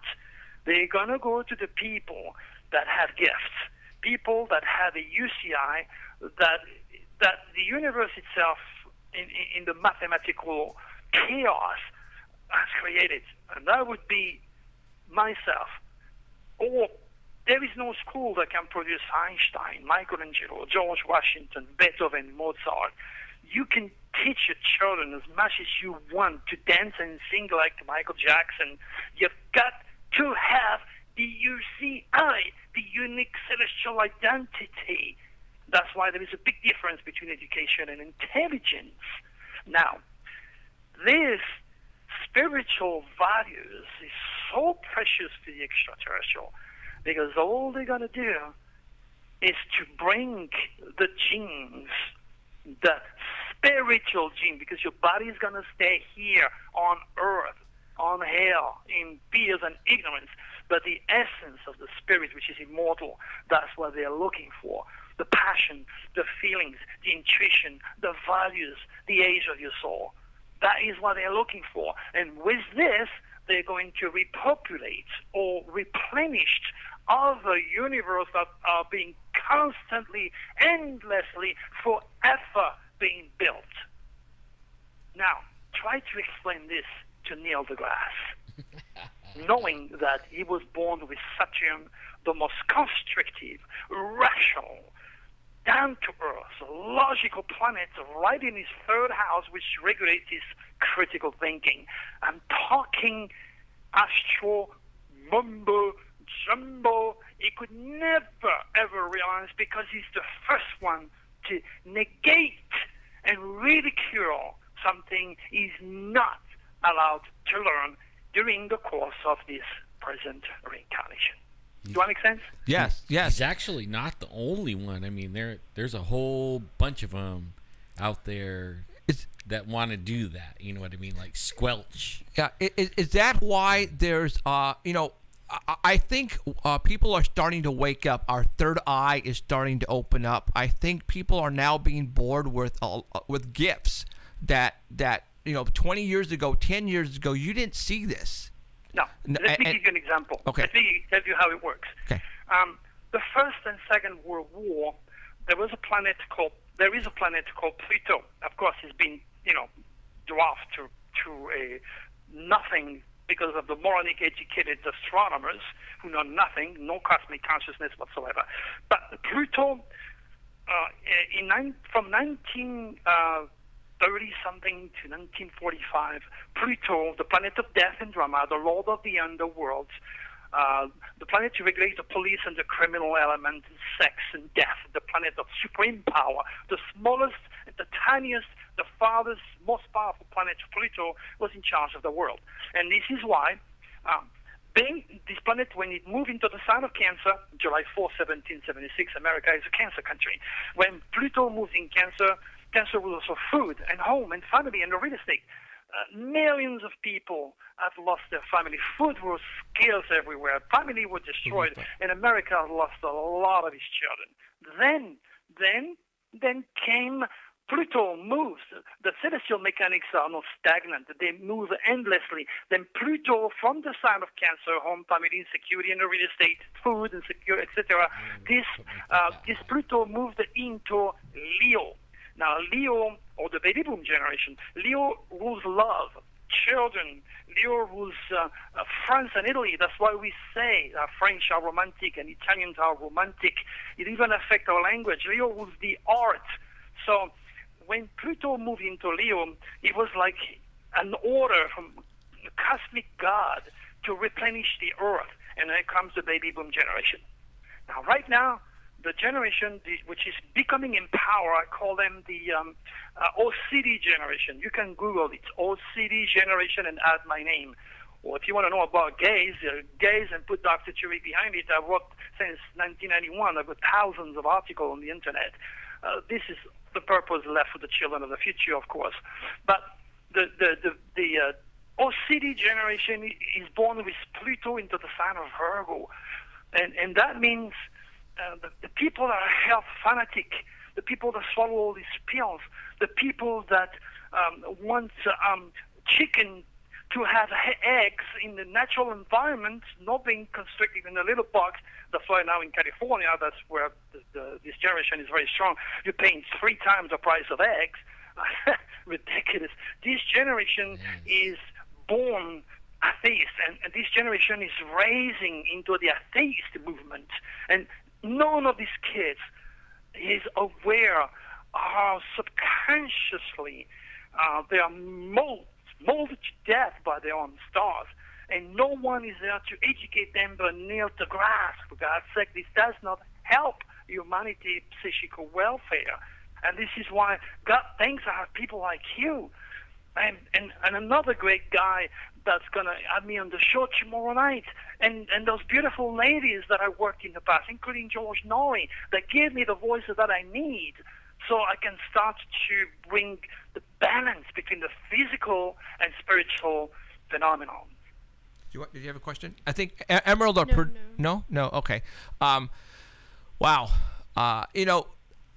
Our show here, Doctor, and that is the whole purpose. We talk about everything here. We talk a lot about religion, but we feel, we're not. There's no way we are the only ones out there in the universe. There's absolutely no way. I believe, and my wife, and we talk about this a lot, that the children are being born now, that at a younger age, and sometimes now to right around teenagers, they can see things that other people can't. They have gifts now, and we see that everywhere. I believe our government is putting stuff in our foods and our water to block out our gifts. The third eye, for example, fluoride, Monsanto, all that. The government does not want us to wake up, Doctor. I can only agree with you, but one thing you have to remember, Jeffrey, without cosmic consciousness, all you are left with is religion, is science, and conspiracy. No, doesn't mean conspiracy is not real, because there's a big conspiracy against me right now, stopping me getting to a national level on radio or television. I cannot tell you what's going on here, but the scientific matrix, the religious matrix, are doing all they can because it's all about money. I mean, right. What good? Just think for a second. Just think of Mars. First of all, humans are not designed to live on other planets, not in this physical form anyway. It's like asking a fish to get out of his watery world and live in our world, in a scaphandre. It's impossible. It's ridiculous. Now, first of all, the scientists, they're not stupid. They know that is impossible, absolutely impossible, physically, to get to Mars. because the distance are absolutely incredibly phenomenal, and there is no enough, even with the Earth was totally burned out, to get the fuel needed to get there. But these are the people who have worked in 1945 for the government, the scientists that developed the nukes, the development of armament. And these people have families, they have children, and these people have had children, they have had children. And these people have to pay taxes, they have to pay insurance, they have to pay for education. And it's a matrix. So the more they promote Neil deGrasse, and the more they spend money on science, they find a way to constantly survive and waste our money. They don't care to lie to you. No, there is a big conspiracy. It's pretty much the same with religion. Okay, I told you earlier, Jeffrey, all the popes of the past were taught astrology by the Vatican Council. I have the proof. I have the photos.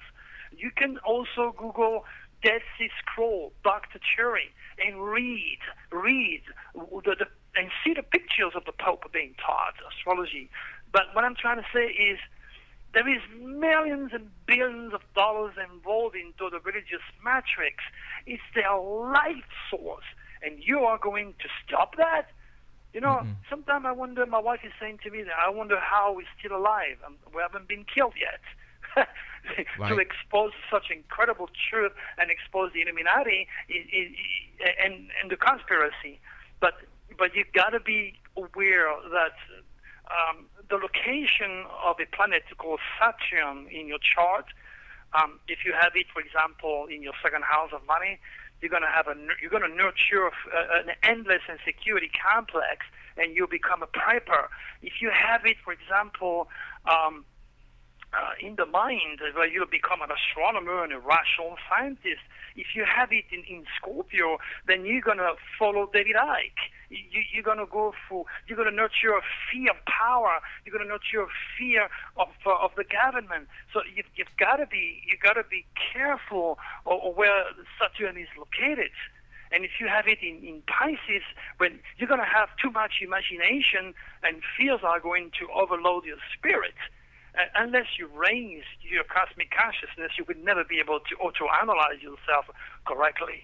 That's what I'm trying to say. Right on. Okay. Is there a way that we could, I could go to your website and take my birth numbers and well, what I can do for you and all your friends, because you're helping me, I invite you into the Cosmic Code for free. Oh. Okay. All you have to do is to email me or Taranya, and then when we see your name, we'll comp you in, okay? It's normally $100 a year, but it's free for you guys. And guess what? You can read every single month your personal horoscope unquoted, okay, because I use the software. You're going to read all sorts of material that is not for the public, that I cannot divulge. You're going to be personally being guided day after day. You're going to be made aware of the SOS windows, because I've been offering my work free to the public since forever, but I finally realized that it's not good to waste my time and my energy, because the people, most of the people are not ready or unwilling to explain their own spiritual values. So I might as well just write for my VIP and go fishing. At 65, I'm tired. Sure, absolutely. Okay, give everybody. Okay, Emerald, our producer, has a question. I do have a question. Have you found any commonalities between what it is that you do between people who could see stuff that normal people can't? You have to be born, as I said earlier. You have to be born with the UCI, and if you're not born with the UCI and you're a Virgo, for example, these are my best students.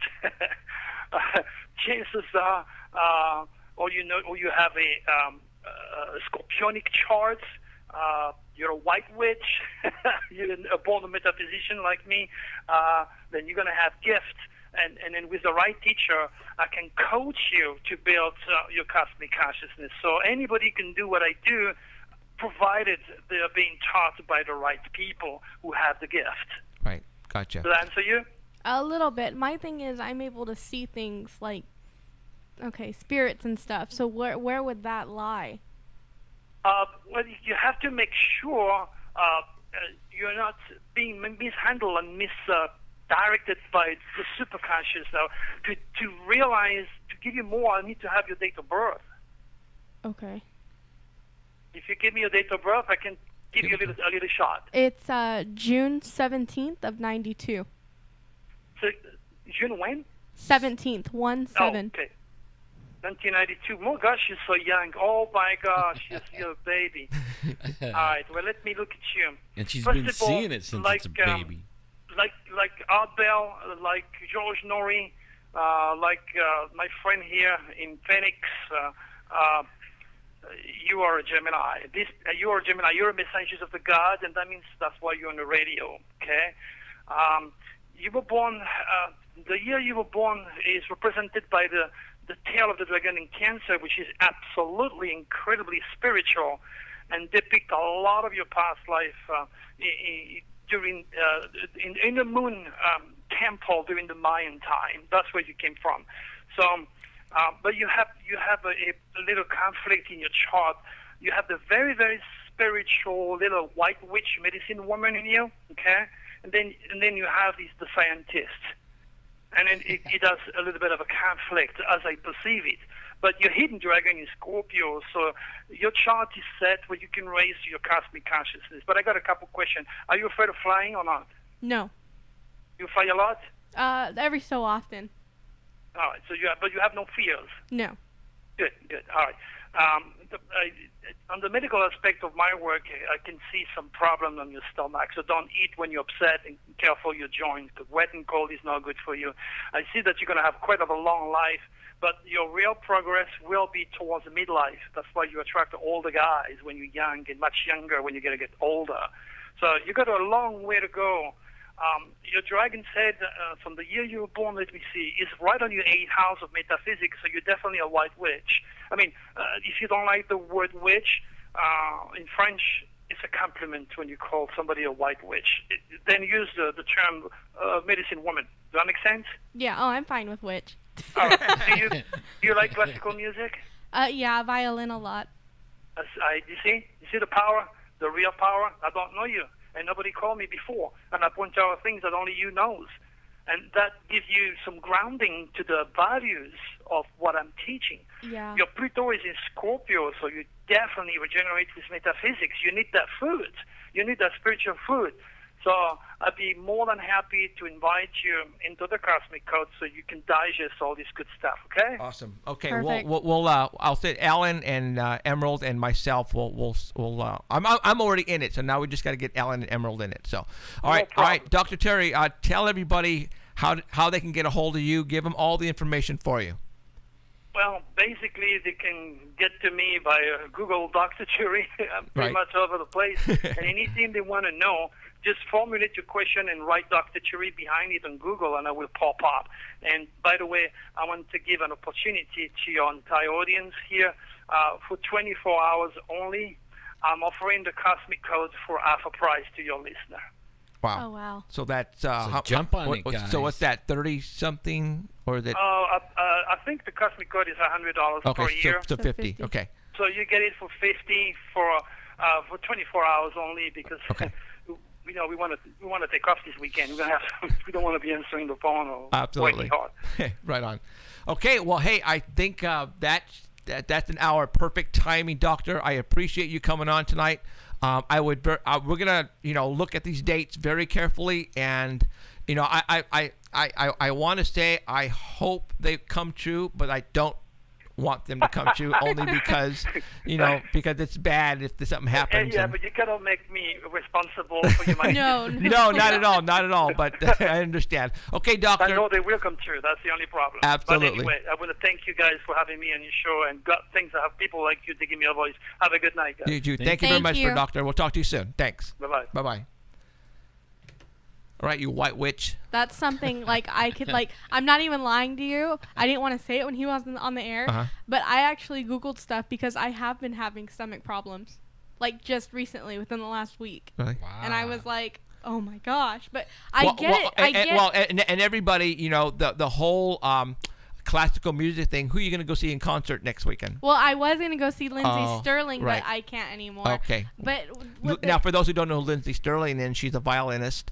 I'm pretty sure you know who she is, but they're very classically trained. Yeah. And yeah. The other thing he said, the spirituality versus the scientist. You guys see that in me like every heck, day. are you kidding so, me? I mean, that was like I want to That is like the join biggest this thing conflict every right day, right after, like right after we're done with the show. Right. You're gonna help me get on this thing too, Okay. because I would love to sit there and study what he studies. Like everything he was talking about made perfect sense to me. Right. Like Well, right off the bat. I researched him a while. It's been a while. I said 3 years, but I'm thinking it's more like maybe 7 or 8. Okay. And in his house, when he was trying to figure out this Let me on my phone. code thing, he actually had his walls painted with all the star charts and everything so that he could figure it all out. I mean, he's an interesting guy, really. You know, interesting. everybody knows who he is, who's in the stuff that we're into. Obviously, there is a lot of people in Hollywood who go to him for answers, and they pay the buck to see this guy. So this guy is somebody who, if you're into what he does, then Google him and study him. And get his thing for half price. And get his for a stuff for year. half price. Heck That's yeah. $50, guy. That's not It's bad. January at all. right now, so for a full year, you get it for 50% off. Absolutely.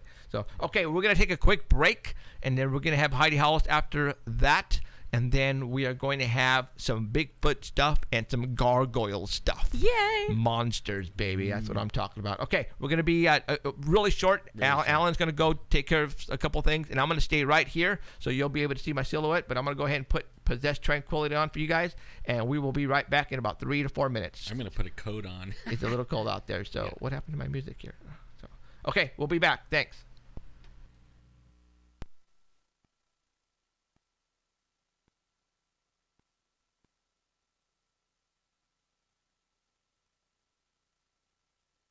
Well, I guess I'm trying to look for my music here, and somehow my apps went cuckoo on me. So, Alan, go ahead and take off, and I'm going to continue talking while I find what I'm supposed to be finding. So, yeah, again, at about 7 o'clock, after Heidi stuff, we're going to have, his name is Jim Williams. We had a Bigfoot. Actually, Danny brought in this Bigfoot picture. That it was a Bigfoot hiding behind a tree. And nobody knew where it came from.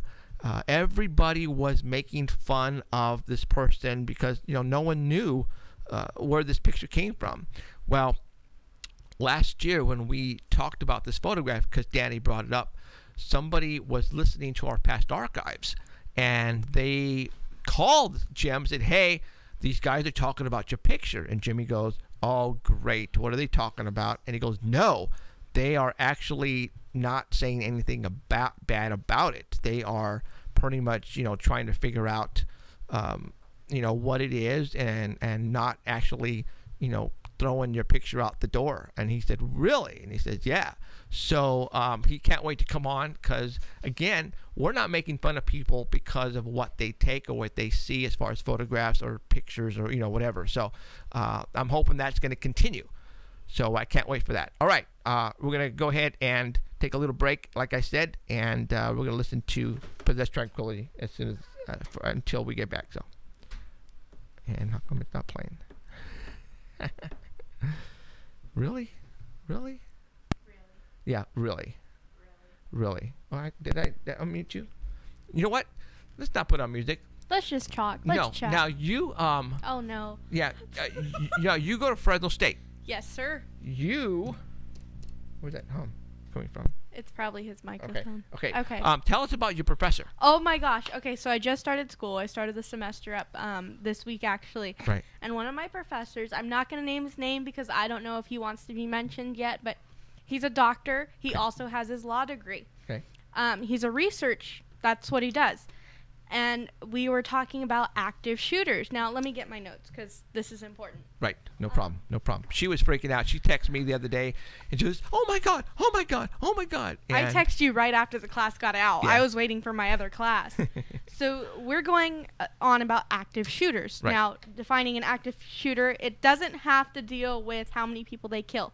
So it may or may not be a mass murderer. It has nothing to do with how many they kill. The only specification is They have to go into a public confined place. So what does that sound like? Public place, confined building. The Charlie Hebdo, right? Okay. Okay.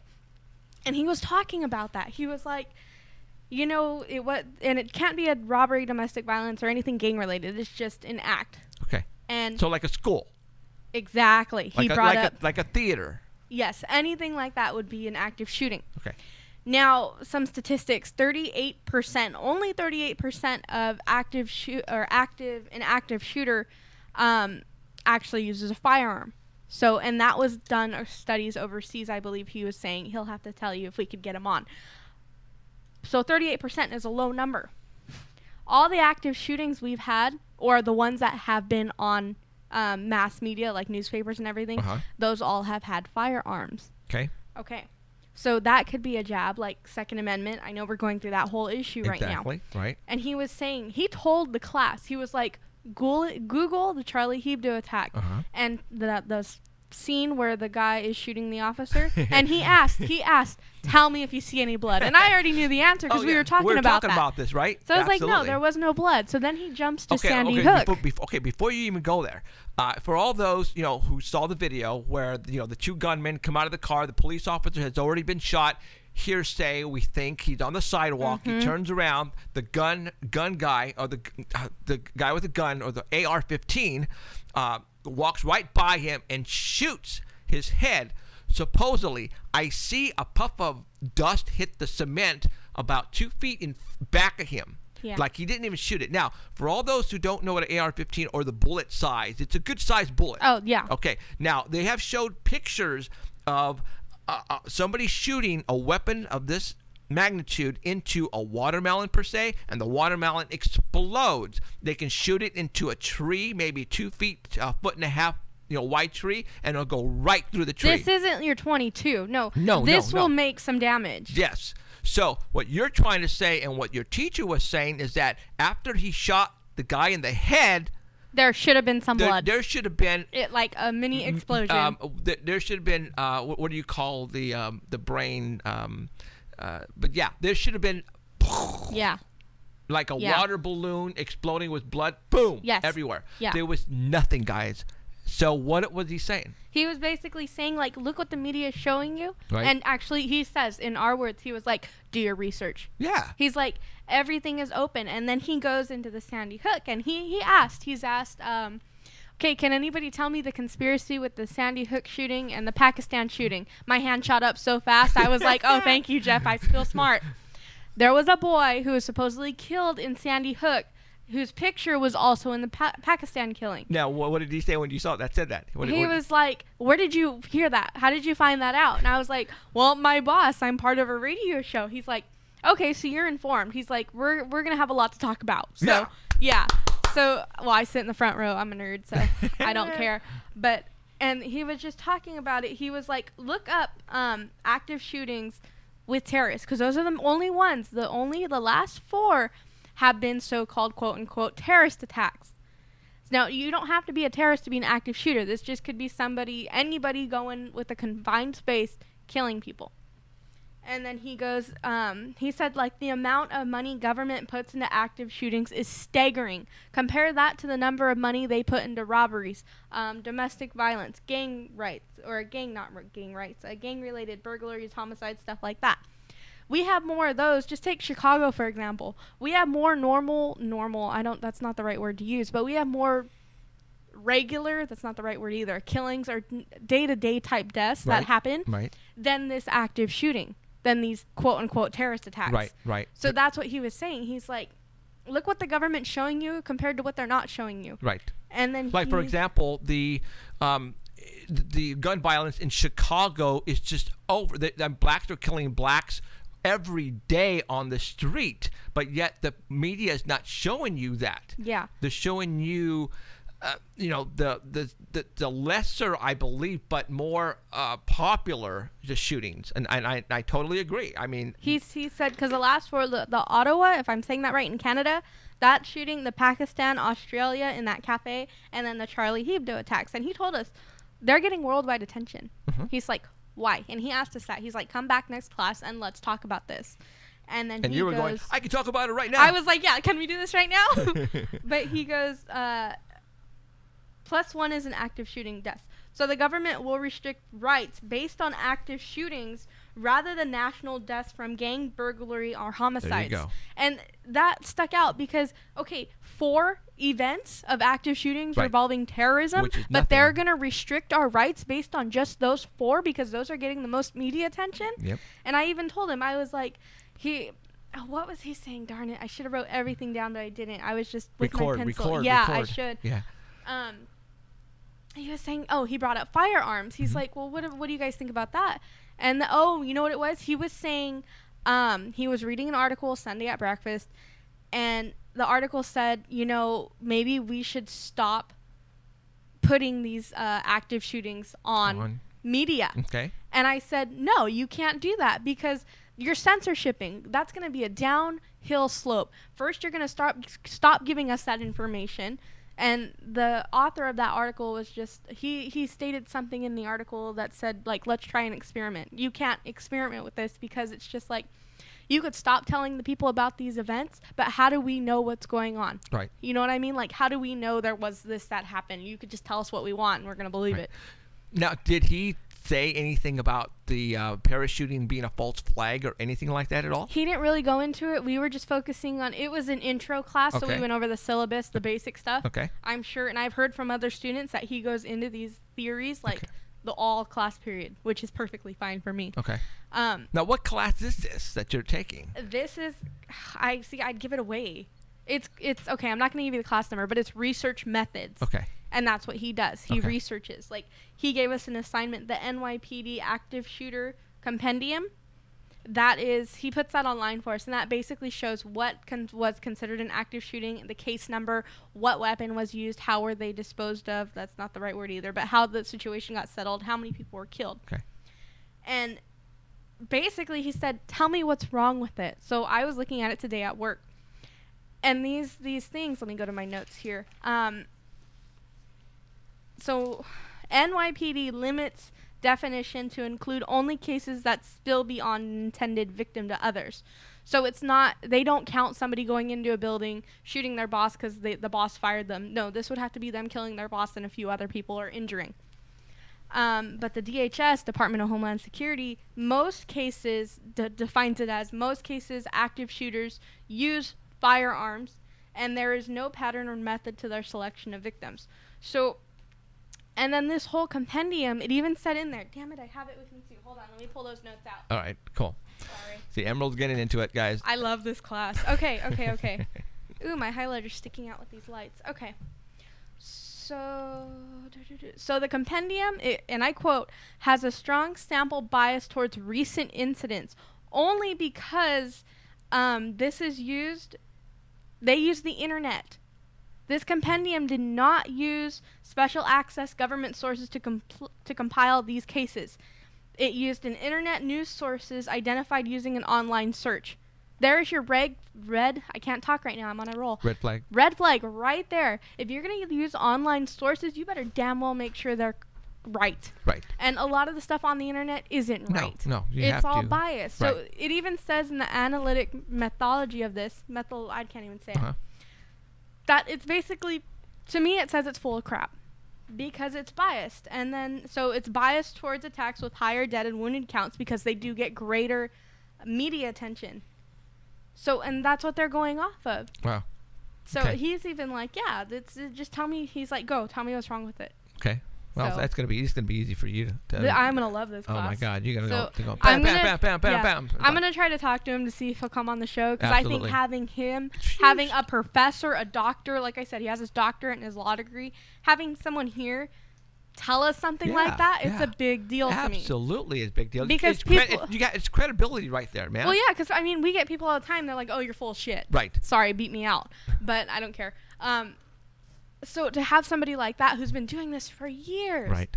come in and say this stuff. And somebody like that, though, at a state, Fresno, at a college, I'm not trying to say that, I'm not going to tell you what I am, but mostly colleges and schools are very democratic, liberal Oh yeah, and he even stated he's funny. He was just like, he opens up the class with, yeah, I'm all for capitalism, but that's not what we are anymore. So for him to have these ideas, and he has the research to back it up. Right. No, he's not just a teacher. Well, he's a doctor. He's a doctor. Right. And you got to give him that credit. And, I totally respect the guy. I'm tripping out that Fresno State actually hired him. Yeah. You know what I'm saying? Yeah. That's what's blowing me away. Well, you know, we have a lot of teachers that are like that. We have so many teachers. Yeah, but a lot of them have to keep quiet. Like, for example, my wife. Yeah. At school. Well, that's a younger crowd. I think with the college, it's more open. Uh-huh. They'll ask during the hiring process, I assume. Or they'll get it. Yeah, right. But, and he tells us, he's like, you're adults. You need to learn, and the government's not going to do this for you. He tells us the education system is crap because they're not teaching you how to think on your own. Right. And he's like, you need to think like adults and think for yourselves. Absolutely. And that's one of his main points. And that's what we're doing here, you guys. This is why we're, we're trying to teach you guys how to research yourselves. The stuff you listen to and watch, and what we have on the screens, is all it's all legit. It's real.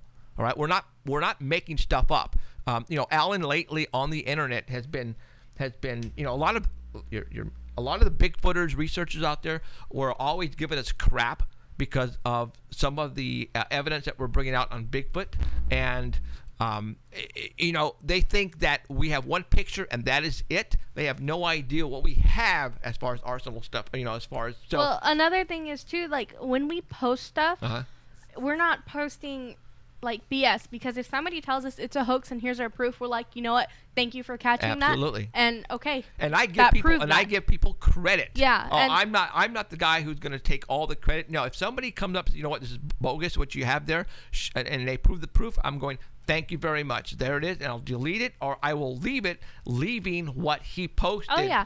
And yeah. And I don't see that with a lot of other things that do what we do, and it's just like, this is the only reason I kind of stuck around, because you guys know how I am. I play devil's advocate. Yep. If I see bullshit, beep, beep, I'm gonna say it. Right. I'm gonna tell you. Right. And to get that from our viewers and stuff like that is completely awesome to me, because they're gonna keep us in our place, and I like that. Yes, absolutely. And that goes for reviews and comments that Alan gets about what we do here and try to make it better. You guys keep doing that. All right, send us on the form on the paranormalcentral.net. You guys are still giving us ideas. You're critiquing us. And you know what? We are taking that into high consideration. If there is a certain, something that you guys are not liking, and we get a lot of people who tell us you guys aren't liking this, guess what? We're going to get rid of it, and we're going to change it to make it where you guys are going to like it. We've actually made like 2 changes just this week. Yeah. Go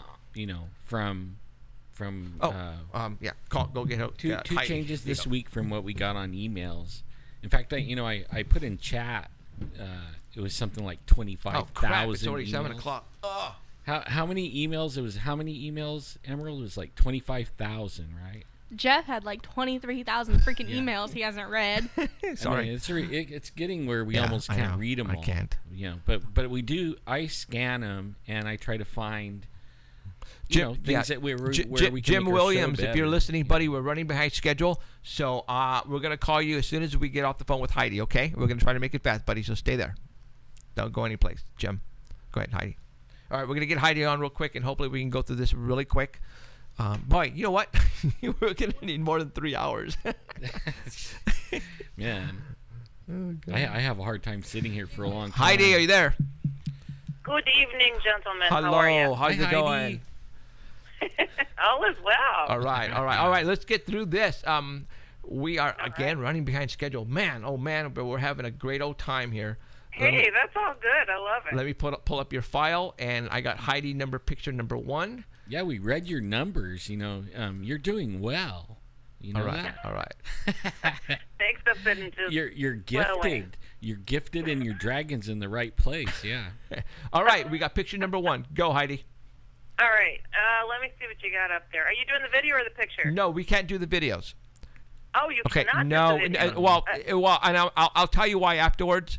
But let's go. Okay, let's just do the pictures. Okay. Well, first, I want to let everybody know that they can feel free to write me at oddadvicehh at oddexperiences@gmail.com if they Yes. have any questions or comments about their odd experiences. Yay. And I wanted to. Well, let me scroll on down here. Where's my? Okay, all right. This is pretty cool. And Alan, I know you'll really dig this because this lady, she sent in this picture to a website, and she said she was out taking pictures on her front porch of the sunrise in Ridgefield, Washington. When she pulled them back up on her digital camera, one looked like a spirit of someone who was looking into the side of her picture. As you can see by the picture numbers, they were taken in sequence. What do you think it is? Cheryl. Now, that's a beautiful sunrise, but take a look at the next one. Oh, wow. It might be the couple over. Yeah, I don't. Now, the question is, does she have she's using a flash? You know what? I don't know. She didn't mention. Look at that. Yeah, that's That looked like an angel just poked his head in and said, like, what do you call it, photobombed it? Yeah. And it is I a don't know. photo bomb, that's for sure. I mean, it's really cool. And then, like, the next picture, it's back to, a normal. I'm not. I don't know. I don't know what that is. Right. That looks like a human shape, for sure. It really does. It reminds me, actually, of reports people have stated in regard to light beings. Right. Alien light beings. So was it an alien? Was it an angel? I don't know. It looks, and if you look at the top of the head, I mean, there's almost like rays, like almost like a wing shape sweeping, from the top of his head. Right. I see it. Yeah. It's pretty cool. That is pretty cool. I just thought that was a really neat so find. that's picture number 1, number 2, and then number 3. There's nothing there. Mm-hmm. So, Right. so these are different photos, or is it a video? They're No, photos. these are photos. They're photos. Okay, gotcha. Yeah, and she didn't indicate if she used a flash or anything like that. Wow. But I don't know. It just doesn't. There That it looked goes. cool. There. Let me go back to number 2 again. Huh. That's kind of like a vision I had where Really? I got shown someone and asked a question, and I thought nope, and they said you don't see what I see, and the next thing you know there was like this really white light coming out of his chest and it enveloped him, and then that's what I saw, a shape of a human that was pure bright white light, and said I don't create anything that's not perfect. Oh wow! So, I love that. I mean, that's a quick, real synopsis, of what happened. Wow. Wow. Oddly enough, I don't know. Wait, were you finished? I did. No, yeah. No, I'm done. no. Oh, okay. So oddly enough, I had like an out-of-body experience, and I saw my soul look similar to something like that. So like Whoa. a light being of a sort. So it's pretty cool. Right. Awesome. But okay. so the next cool picture. Okay. This is Got this it. is awesome. Okay, this picture was taken at the Devil's Den in Gettysburg on April 3rd, 2005. There weren't any reenactors there at the time. This person made for certain that during their trip that there was somebody there. And they did not take any pictures of anyone dressed in Civil War era clothing because they were there on a ghost hunting trip. So the first photo is the full-size picture, and the second is a close-up of a soldier that is quite distinctive. That's cool. There. I is mean, cool. wow. Now I'm gonna go to that. I mean, picture. absolutely fascinating. I'm like, I hear of these, Civil War soldiers being spotted, and I just think it would be the most interesting thing, to see, that- as far as all ghosts, because they're usually, like, out in the daytime, so you're not, like, expecting to find a house. Now, they say that because what's underneath is creating this energy, the rocks, quartz maybe, is, and I noticed that, like, for example, this was near a very large rock. I don't know what type of rock that was, but that is very cool. That is very cool. I mean, a soldier. I'm looking at it, and It matches. You could kind of see, unless I'm just seeing crap on your computer. No. Buttons. well, the hat itself to me looks like something a conductor of a train would wear.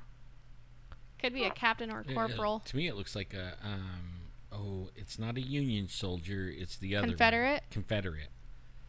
Well, it is in Gettysburg that this was taken Right. now. That's what it looks like. Confederate. Yeah. Wow, very And cool. And the hair, you know, it just totally comes off as a very, very young guy. You can see he's got like a tool belt or a gun belt thing, and Right there. he's got a high collar on, like it's cold, and then A glove, maybe. yeah, and then the hat is more like probably a lieutenant or something like that. Right. High official. Yeah. Mhm. Very cool. Whoever That's took cool. this picture, they had a really good eye, though, too, because, I mean, that is quite a drummer boy. distance that photo is. And then to Could be like, be. hey, who's that? Right. That's very cool. Very cool. Yeah, so neat stuff. But Yes. I don't know if you guys have time for a short email or not. One No? email. Yes? Yes. One email. Absolutely. Okay, let's do one email. Go for it. Okay. All right, this one says, Dear Heidi, a friend told me to message you. This is what is going on. I was heavy into ghost hunting. I went to a few cemeteries, Pig Lady Road, Shades of Death Road, Clinton Road, the Doubletree, but the place I've been the most is this abandoned asylum that Ghost Adventures have gone to. I started hearing strange sounds knocking on my TV and computer. One time at the asylum, we were walking. We stopped. I started hearing growling. I looked where it was coming from. I looked right at it and heard it, but didn't see anything. After that, I saw the Hat Man. I started seeing shadow people. I heard 3 knocks and a bang. Things would be moving and somewhere else. I had sleep paralysis another time at a friend's house. My friend's mom did a cleansing, but that night I heard, Tonight you will die. And my dog freaked out and jumped off my bed. Oh, man. I shouldn't laugh. But it's just kind of funny to me sometimes. It's like, the dog's like, I'm out. They said I did salt in my room. I got a dream catcher over my bed. I got pics and videos in EVP, too. I bought a crystal and sage. I saged the house, but the crystal bubbled and it cracked. Whoa. Huh. I ended up with marks on my back and black and blues on my leg and marks on my ankles. I don't know if it's messing with my dog, but I think it was because he was sleeping in my room.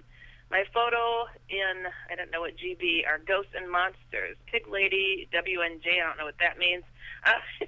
It's even messing with my cell phone. I was walking in the mall and talking to a friend. We both were on speaker. I heard again, Tonight you die, and my cell phone disconnected. Ooh. Wow. I called back. It did the same thing with my cell, and same voice said, You won't make it to the mall.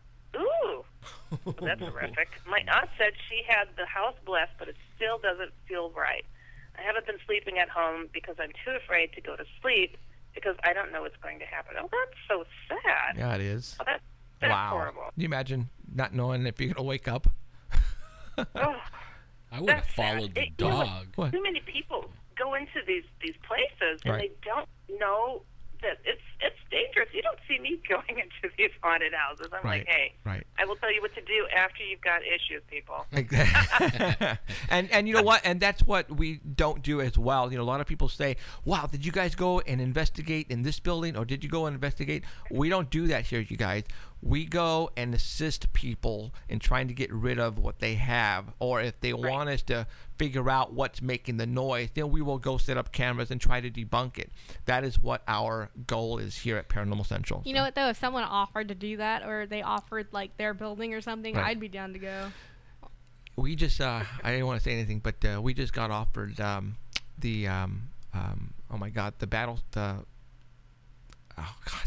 battleship on the South Bay, the one taps, huh?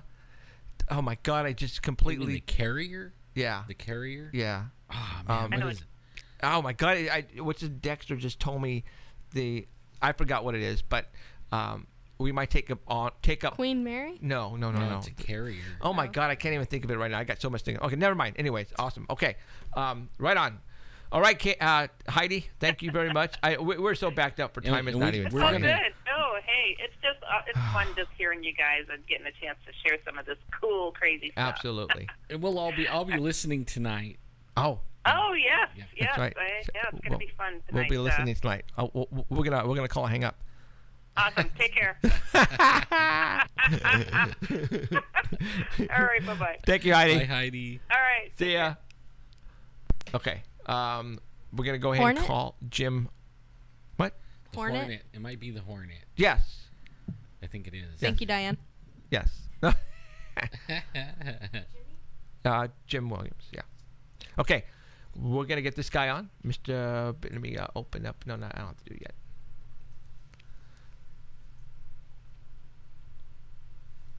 Okay, and Emerald is contacting Mr. Williams, and we're going to get him on the phone and talk some Bigfoot. He had 2 encounters, guys, and we're going to let him talk about the first one, and then we'll go to the second one. So, here we go. All right. And we got him. Okay, go for it. Jim, are you there? Yes, I'm here. How are you guys today? We are doing extremely well. Thank you for coming on. Really appreciate it. Really enjoying the show. This is the first time I've actually sat down and actually watched one of your shows live. Awesome. It's really interesting. Right on. Thank you. Okay. Tell everybody how you heard about us first. Okay. I was sitting here last week, and I've got a friend that lives over in Tennessee, and he called me, and he said, I'm getting ready to send you a link, and I want you to sit down and look at it, and tell me what you think. I'm sitting here going, okay. So he sends me the link, and it's, of course, to your radio show, and he said, your Bigfoot pictures are on there. And I kind of scroll through to about the 30-minute mark, and there I see them. And I told him, I said, great, somebody else is going to be starting to, make fun of my pictures or say that they're this and that. And he said, no, it's nothing like that. Just sit there and listen to them. So I sat there and listened to them, and I said, thank God, finally, somebody's not going to make fun of me and actually see what is in these pictures. You know, I have been ridiculed, raped through hot coals and everything else over this, to the point where I just quit sharing them with anybody. And I guess you guys did a radio show 2 years ago, and you used my pictures, and I wasn't even aware of them until he found them and told me about it. Right. Okay, well, that's awesome. And that's exactly why we do this show, is because there are people like you who accidentally, by chance, happen to see something that, is it's not of this world. It's not supposed to be here. It doesn't exist. It's a monster, and it's intriguing as heck. And it's yes, sir. And it's called Bigfoot. So, all right, you had 2 sightings. I want you to talk about the first one really quick. Okay, the first sighting, it was wintertime, of course. It was in December. And I drove a delivery truck 3 days a week up to southern Kansas, Coffeyville, Independence, and Katy, Kansas, for a fruit company here in Bartlesville. And, wintertime, it's deer rut season. And this highway, this country highway that I have to take, there's always a bunch of deer that get hit by cars. Well, I believe my son was out for Christmas break or something. Anyway, he was at home, and he asked if he could ride with me that day. And I said, sure. So I swung by the house to pick him up, and we got up north of Bartlesville to Highway 10, and I told him, I said, now, there's deer on this road. Just you watch your side of the truck, I'll watch my side, and if you see a deer, you let me know. And he said, okay. So it's about an 8-mile stretch from Highway 75 to the little town of Warren, Oklahoma. And we didn't see any deer. We went through Warren, and just as we came around the curve coming out of Warren, Oklahoma, on the north side of the road, there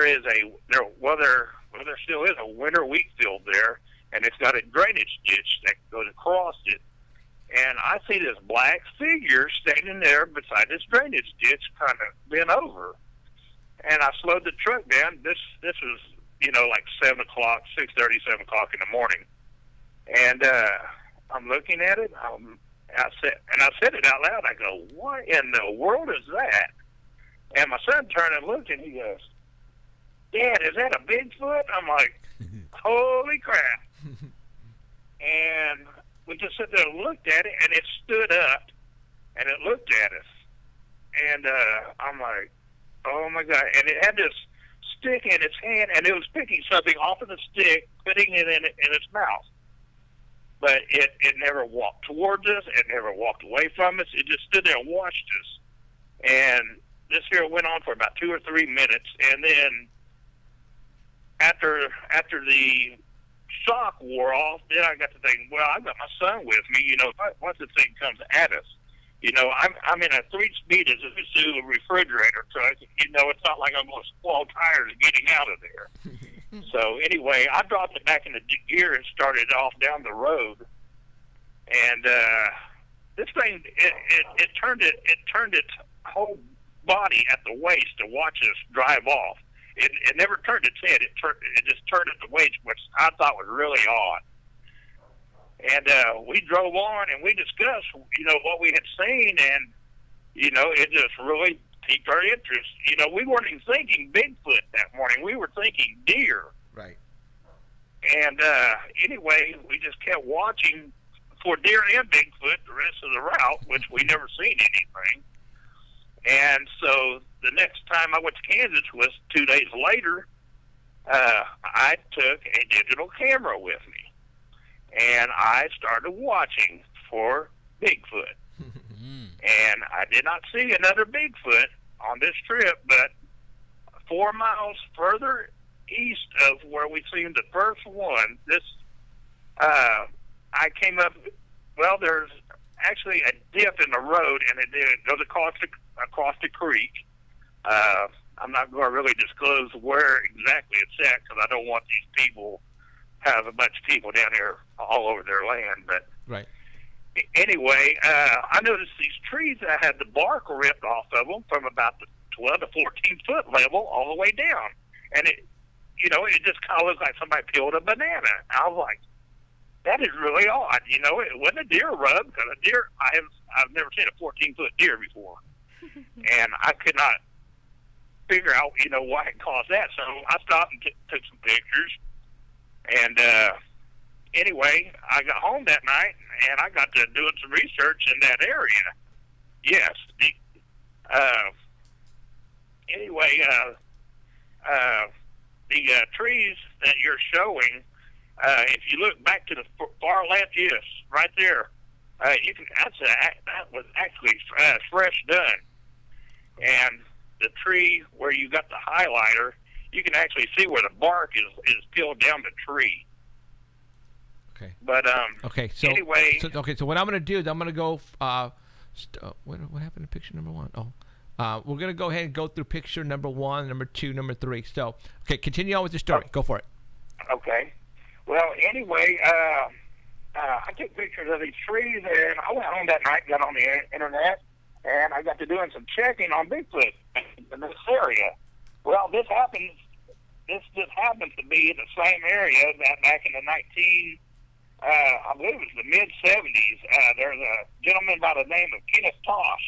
Him and his family was actually ran out of their home by a group of Bigfoots in this area.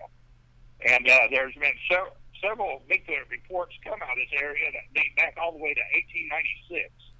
Wow. And anyway, I'm trying to get behind myself. No, you're right. Anyway, I took pictures of this and did some research on the internet about the area. And I told my wife, I said, Sunday, I'm going to go down there with my camcorder and video this area better, where all the trees are stripped.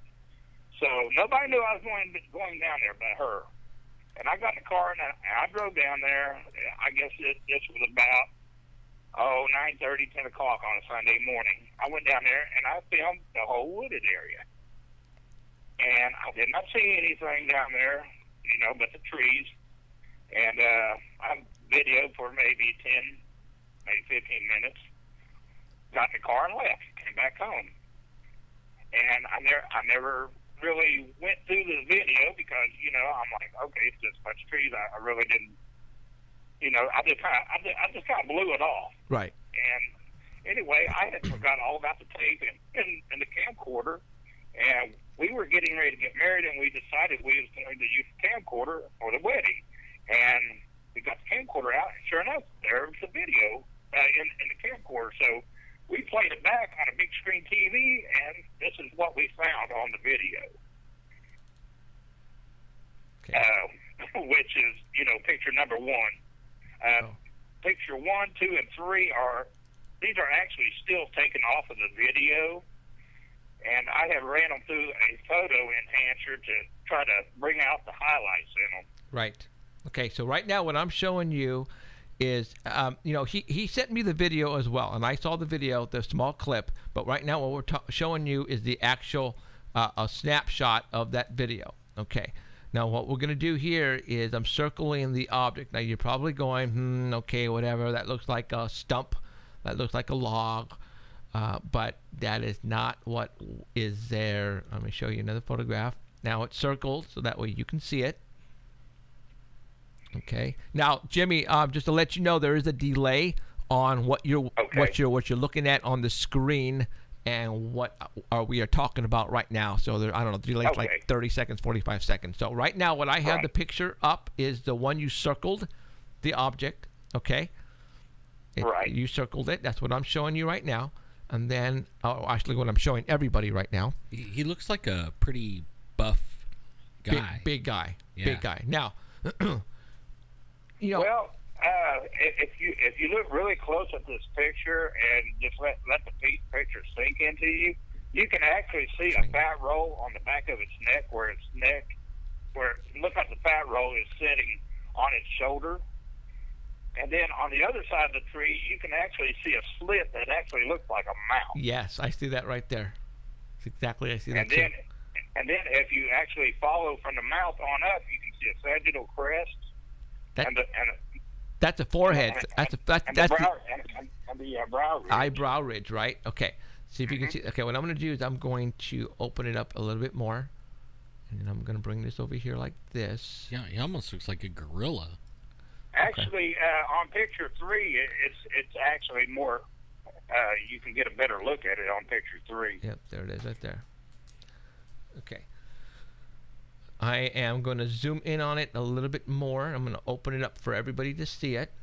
Now, we had this picture. Danny found this picture. I think it was last year. I'm not sure. You said it was a couple of years ago. Could have been. I'm not sure exactly. But and there is. Now, if you're looking at this, everybody, what I'm going to do with the pointer right now, I'm going up. This is the actual tree itself right now. I'm going up and down right there. And then I'm going up and down right here is the tree it's trying to kneel down behind. Okay, now you went ahead and, okay, that's 3. I'm going to go ahead and hit number 4. There is the outline. That's exactly what I see as well. You didn't have to do this. Now, I'm glad you did. I'm glad you did, because a lot of people who don't believe in this stuff, sometimes you have to outline it. The photograph this is actually a photo negative off of the film. Okay. And what we did with the David Ragos's photograph that we have, we outlined it because a lot of people still didn't get it, and so we outlined it. And then they went and they said, "Okay, why did you have to outline it? That means it's not there. You had to make make it out of the trees and out of the that's not what we're trying to do here. It just so happens that people." The thing is with these things, a lot of people will look at these pictures and they go, "I don't see it." Right. Well, that's exactly what the Bigfoot wants. They don't want to be seen. Exactly. Right. Exactly. That's right. Exactly. And they're doing exactly what they want to do. They don't want to be seen. Yep. That's exactly right. He's a big boy. It's a very, very big boy. and what I want to know is, if this was a gorilla, when was the last time a gorilla was seen running wild in northeast Oklahoma? Exactly. Oklahoma is the state of Bigfoot. I can tell you that right now, Jim. It is. It is. So, and right now I have the negative up right now on the screen, and I can see it. It looks like a very large gorilla. That's what it looks like, Jim. But obviously, as well as I know, there are no very large gorillas in Oklahoma. Not that I've seen in my 47 years.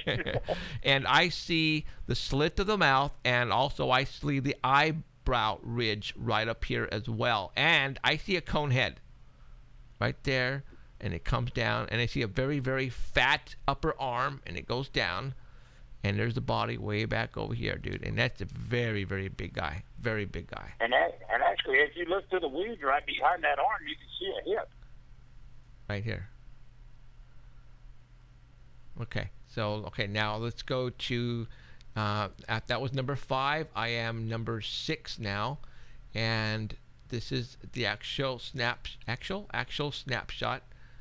You can see it right there. I'm actually zooming in on it for you guys. And there he is. He's actually kneeling down behind a tree. And he's sort of kind of looking straight. And he's frozen. Yes. He is frozen. He's actually looking to the left of the picture. Oh, okay. A profile. A profile. Okay, gotcha. See, now that's kind of like what they do. Once they know you're looking at them, they either squat down and sit down, or they freeze behind something and just don't move at all. And then it's hard to see them. Correct. And I think that is the reason I never seen this thing down there that morning. So if I would have, I'd have been gone. and to this day, I will not go down in the woods anymore in northeast Oklahoma. I even gave up deer hunting. See, that is exactly what happened to me. I seen one in '87, 10 feet tall. I watched him over an hour, and I was deer hunting, and I didn't go back for 6 years back in that area at all. And he was buff and fast, and I called him a forest ninja. Because he just could disappear like that, Right. Right. Okay. But this one's intriguing, man. He's really buff. You could tell. Okay. Now the next photograph I have up, Jim, is the one that you have 2 pictures together side by side. One showing the Bigfoot kneeling down, and another photograph is showing the same tree with it not, whatever it is, it's not there anymore. So what you did is you went back, correct? Well, correct. Okay. The picture on the left was taken 2 years ago. Okay. So you went back as a debunker should have done, and to see if what you saw was not a tree stump or a tree. You went back and took a photograph of the actual tree where this thing was kneeling behind. And guess what, you guys? It's no longer there. There's the tree right there. And this tree here is this one right here. Yeah. You can actually still see the same bend in the tree and everything. Right. Okay. All right. Let's go to the next one. What happened? Okay, there it is. Okay, let's go back there. And you had that one. Okay, I'm going to show you the actual tree. That shows you like what kind of size he is right there. That's not a little tree. What picture are you on? I am now of the one by itself, the dark one with the tree that you took without the Bigfoot there. Okay. Yes. Okay, and I'm showing that to everybody right now. So right now what I'm doing is I am circling with the pointer is where the Bigfoot would have been kneeling down, and that's this tree way back here. Okay? Right. Okay. You're correct. All right, then what we're going to do is we're going to now go to picture number 10, and that is, I guess, the actual picture of the tree from a... is that the same tree? Yeah, it is the same tree, isn't it? Yeah, and then all the people that are listening on artbell.com, those pictures are up on his site in the paranormal. Yes, and they are on a different link than the Paranormal Central with Danny and Heidi's photographs. Right. This one was put there on a different link, and I'm not sure exactly. I don't remember what it's labeled, but it should be there. Okay, guys. It'll say Paranormal Central, but it'll be something Bigfoot or Jim Williams on it. It has its very own little spot on Art Bell. Okay. So he's getting a lot of attention tonight. And I really appreciate it. I'm pretty sure you'll get the hoax thing. We've been kind of dealing with that ourselves for a while now, but hey, it's just a bunch of keyboard people that really don't go out there and spend any time. Right. They just make a quick snap judgment. Everything's a hoax. Right. I'm showing. Well, that's like me. I wasn't even out looking for the thing. Right. A lot of times that's how it happens. Exactly. You were at the right place at the right time. and And if you notice in this picture of that tree on picture 10, I am sitting in the truck with the door open. I am not out of the truck. This is right beside a state highway. Now, that photograph right there, you took that photograph because of the tree without the bark? Yes. Gotcha. See, even though you can't see As them, a matter of fact, you can still see the scar on the tree to this day from where they've been peeled. wow. See, and I'm with the pointer of the mouse, you guys. I am circling the trees that he's talking about. See, we can't wait. We have a tree that's peeled 65 feet up that we're going to bring some pictures of. Yes. And we're hoping, we have game cameras aimed at it, and we're hoping when we retrieve the SD card that we're actually going to maybe have, him peeling or swinging or something. Okay.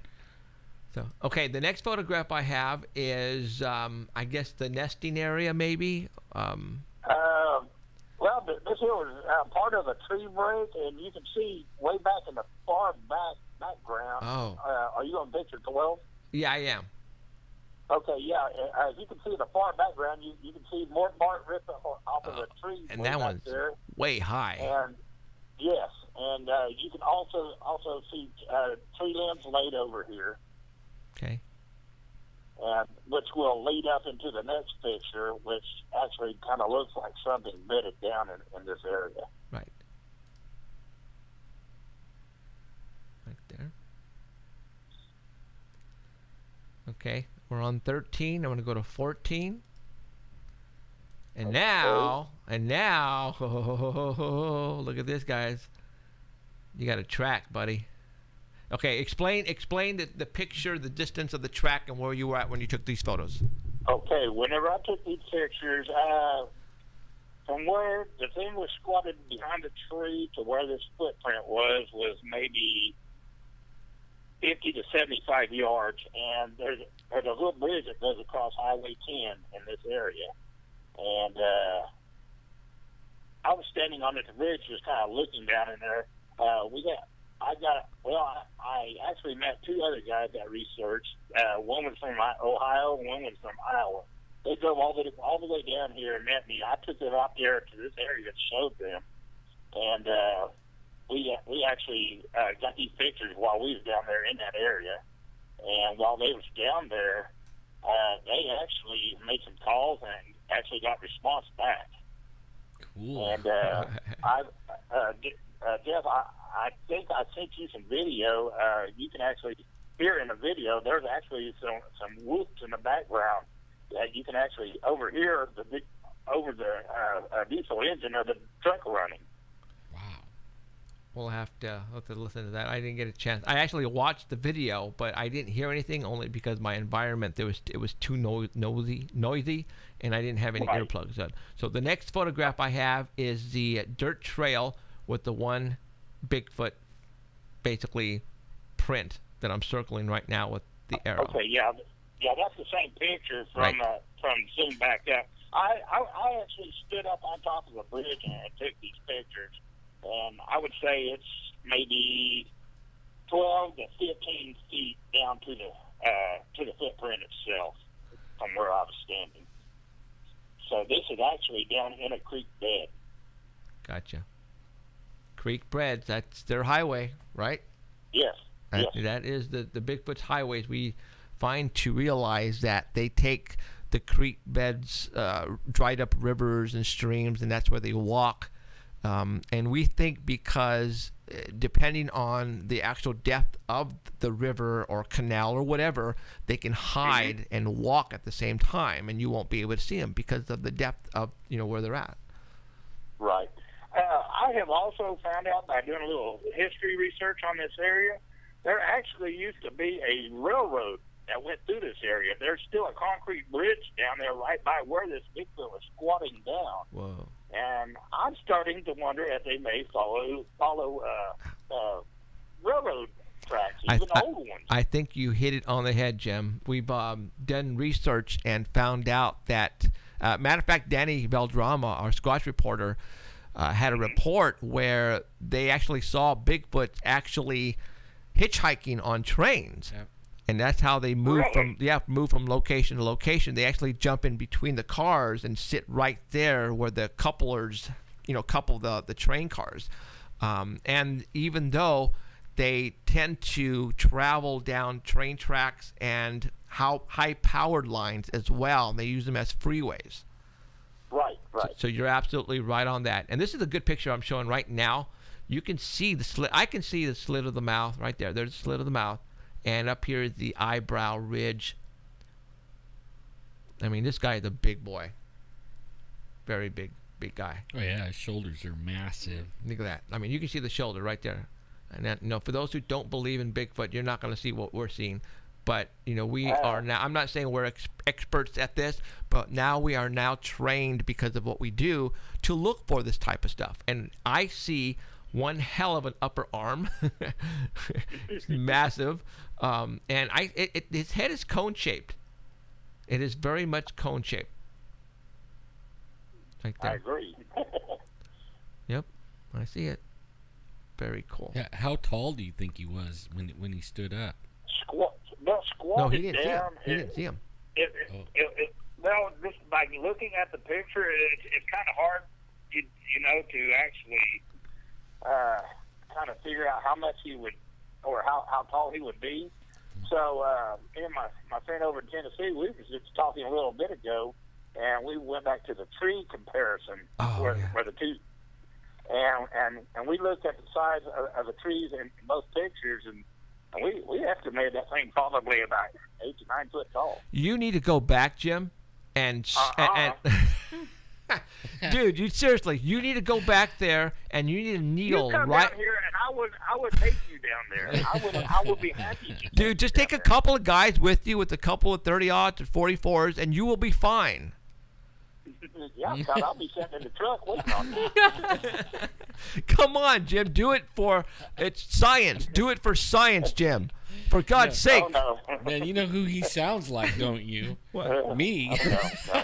Really, Jim? You wouldn't go back there, Jim?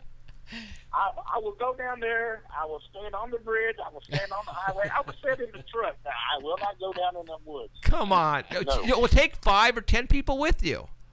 Yeah, and it takes one Sasquatch to take me out too. Yeah. I'm not taking no chance. Oh God! You imagine if you went back there and you knelt down, right, just like this guy is kneeling down, and sent us a picture.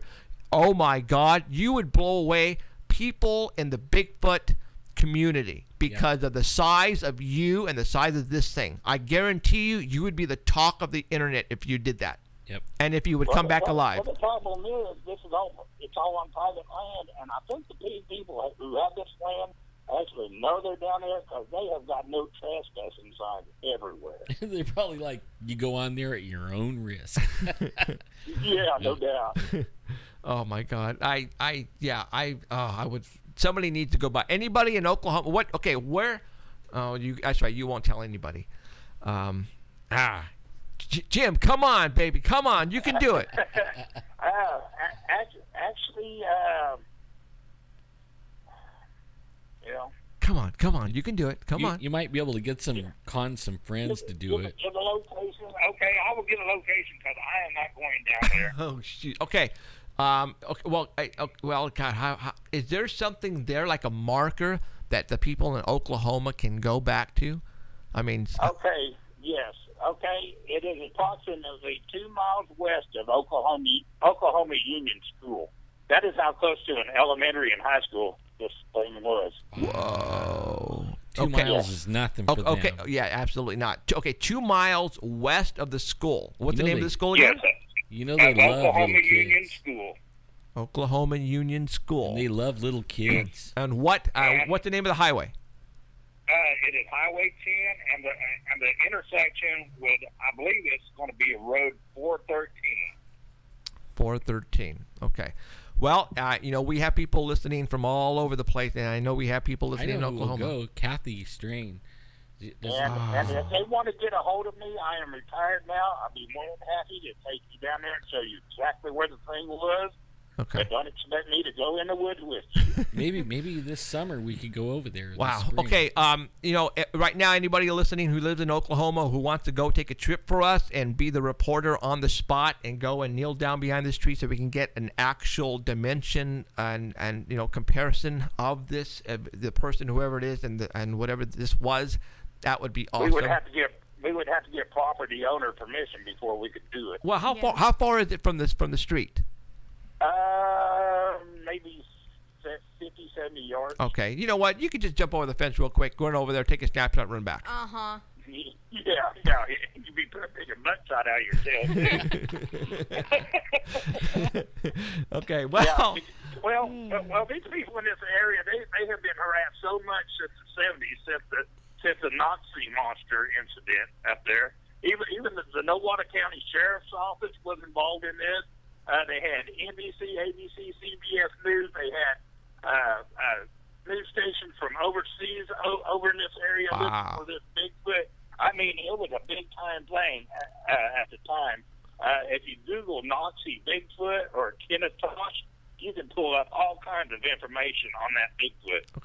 Okay. Well, this is what we're going to do. Obviously, because we're in California, we can't be out there. So if anybody is listening right now who are Bigfoot investigators or who just want to go and do it for us, contact me directly. Either email me at sangerparanormal@aol.com, or there's a form on paranormalcentral.net website that you can fill out. Let me know, and I will put you in contact with Jim if you are serious about going down there and helping us out. If you can get down there, and how far away is it from Tulsa? Okay, Tulsa is 40. Let's see, it's right at about 48 miles south of me. Sweet. I'm right at 18 miles south of the Kansas state line. Okay. Well, it looks like and where I shot this video is about 7 miles south of the Kansas state line. Okay, because Alan has family all around Tahlequah and Tulsa. Tahlequah is down in southeast Oklahoma. That's about 120 miles from here. Oh yeah, okay. Well, I have a bunch of them all around there, man. Tulsa and everything. Okay, but they'll make your road trip. Okay, they're all down there in the Kiamishi Mountains, down around Tahlequah. Okay, yeah, all right. There's Bigfoot over there too. Okay, all right. Well, anybody who wants to get down there and who wants the information, who wants to get in contact with Jimmy, I'll put you in contact with Jimmy because we need to get the dimensions of this thing. So let's make it happen.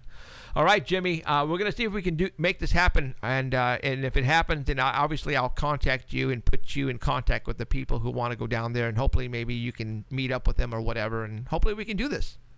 That sounds awesome, and I really do appreciate you guys having me on your show tonight. Awesome. Well, I appreciate you coming out of the closet and giving us all these pictures, and because this is awesome stuff. I mean, this is what it's all about. I mean, I'm looking at a freaking big old.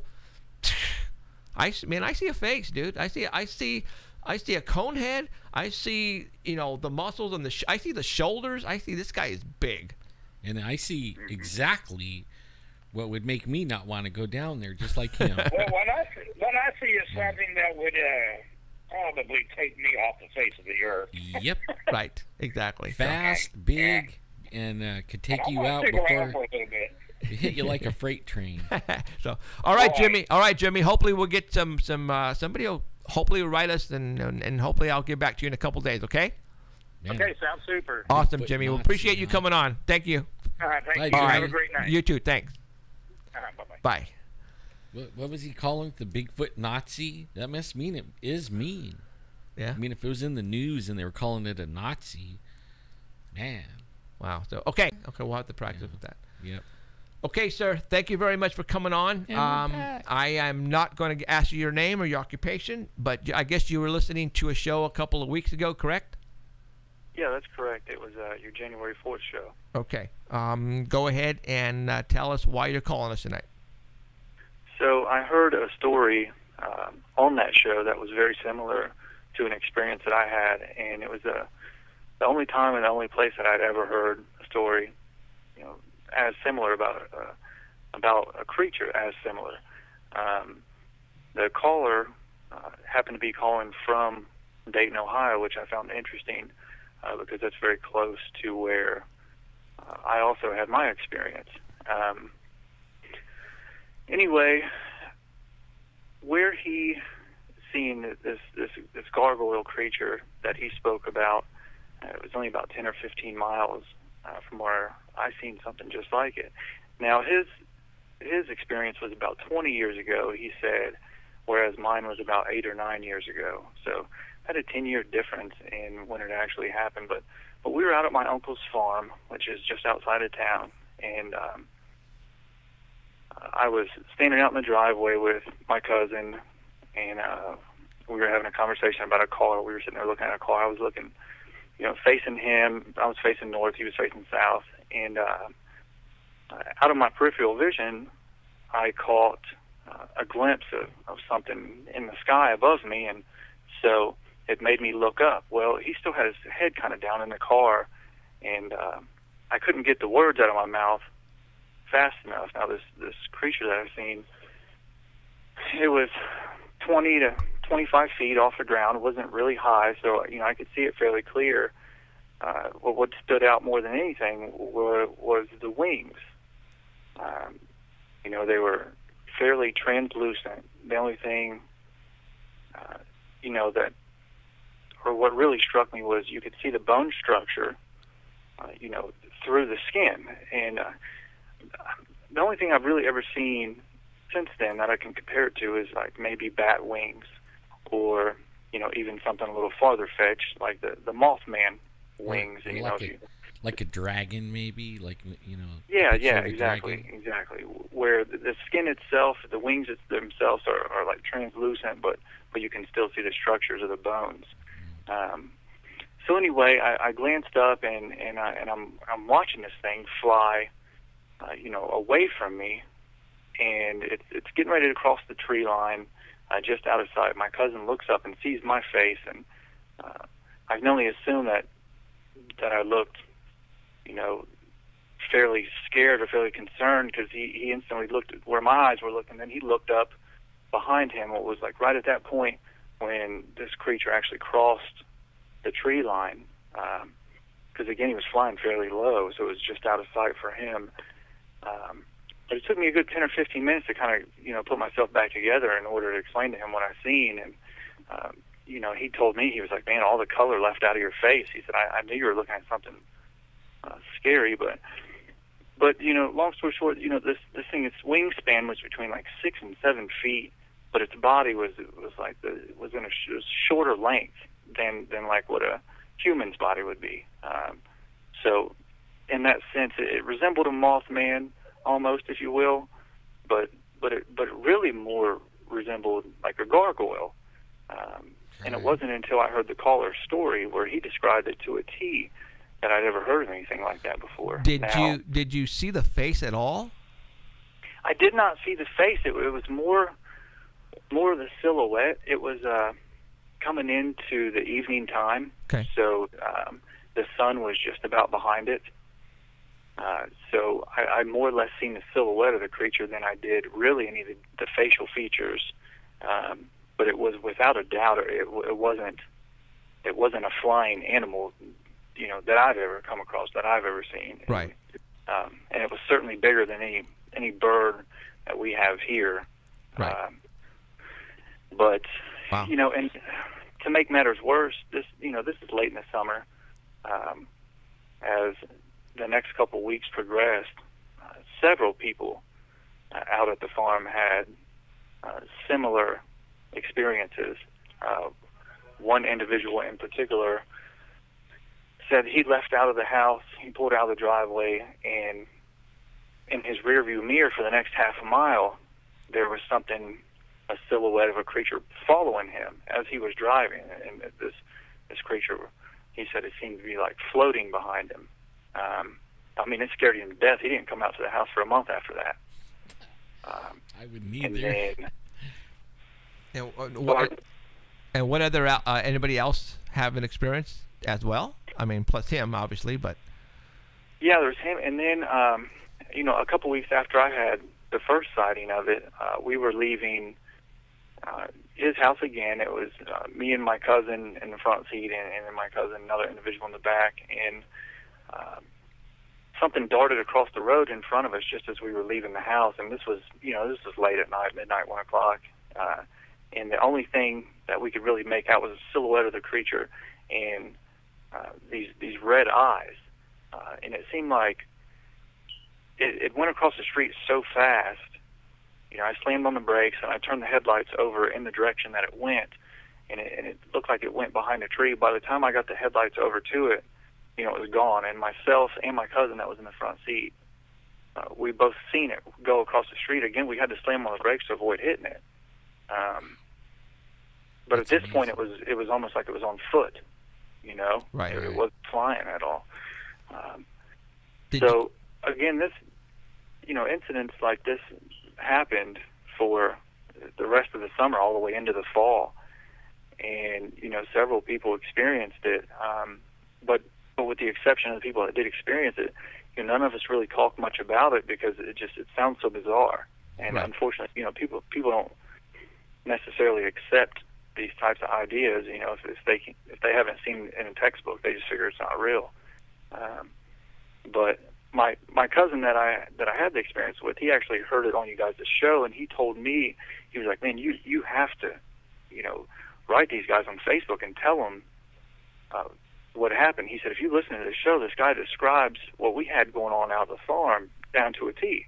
Wow. And what makes it even more bizarre is that, it's 15 miles from where he sighted it at, or from where he spotted it at. Right.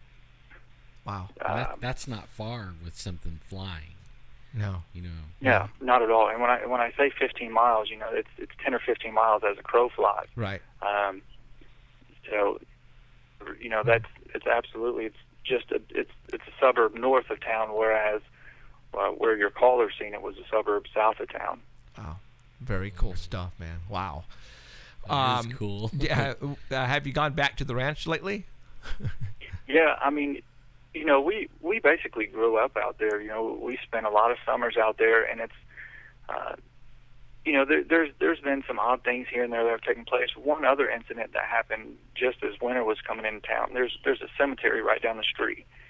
It's a real old cemetery. It's not used anymore. It's got the wrought iron fence all the way around it, and no one really goes back in there anymore. But we were driving through the area there and went by, and we seen a deer that seemed to be turned on its side. I don't know, it almost looked like it was kind of floating there, so we turned around to go back and see what it was, and there was a deer, an adult female deer, that had been turned on its side and was impaled through the wrought iron fence, which, living up here where we live, there's deer everywhere, and sometimes deer will jump a fence and not make it. But what made this situation unique was that the deer was actually on its side through the fence. And I mean, the rod was through his left side of his ribs and out his right side of his ribs. And I mean, I'm not sure how long he'd been there. It looked like a couple of days. Huh. But that's not something not something you see. You see a lot of deer out here that get killed. It sounds like something picked it up and slammed it into. Yeah, because I don't think it would weigh enough to impale itself all the way through. Right. Yeah, and then when you look, because we got out and looked at it, and this was during the day, so we had a good, a good chance to look at it. And the only way that it made sense to us that it could have got there is if it would have been picked up and put, Right. Put on its side forcefully. Right. But that was really the last incident, last substantial incident that happened out there. And I've been out there many, many times since then. And we haven't. You're in had anything Ohio. else like that happen. You're in Ohio. That's correct. Man, Ohio's like known for the Bigfoot too. Like, Yeah. What's that? Is it Sawtooth or something like that? I'm not familiar at all. So wow. That's where they're having the Bigfoot. Conference, Yeah. right? Yeah. Over there. Wow. Salt Fork, I think it's called. Wow. Salt Fork. Yeah, we get a lot of attention here for that as Yeah. well. So- And that that type of the Bigfoot type deal that seems more in line with the deer incident. Right. But as far as timing wise is concerned, to happen all within the same 3 or 4 month period as the other individual or the other creature that we've seen. It just seemed kind of ironic, and they seemed like the incidents were all hand in hand. Right. Yeah, it could have been too. Wow. Really hand in hand. Well, hey, I appreciate you coming on and talking about the story, about your about what you saw. And this is, again, what we're trying to do is open people's minds. I tell people this stuff is not supposed to be real. Monsters are not supposed to be real. But, what the heck did you see? It's a monster in my book. Yeah, absolutely. And I'm not in the business of just hearing about something and then just saying, "Oh yeah, that definitely sounds like it's true." I'm kind of I have to see it to believe it kind of guy. Right.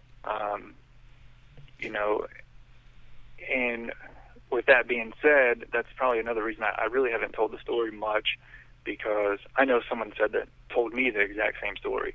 I'd be like, "Come on, man. You know what I mean? Obviously it was this, obviously it was that." Right. But I'm going to tell you right now, I know what I've seen, and it was without a doubt something, beyond the reaches of our everyday knowledge. Right. Period. That's just the way it is, and I'll stand by that as long as I live. Okay. Well, all right. Hey, you know where we are now. If you guys witnessed, or if you have a family that witnessed again, in that area, that by all means let us know. Okay. Yeah. I want to hear about it. Absolutely. All right. Okay. Absolutely. You got it, sir. All right. I appreciate it. Man, Thank you thank very you, much. sir. You take care. Thanks, guys. Bye-bye. Thank you. See ya. Bye.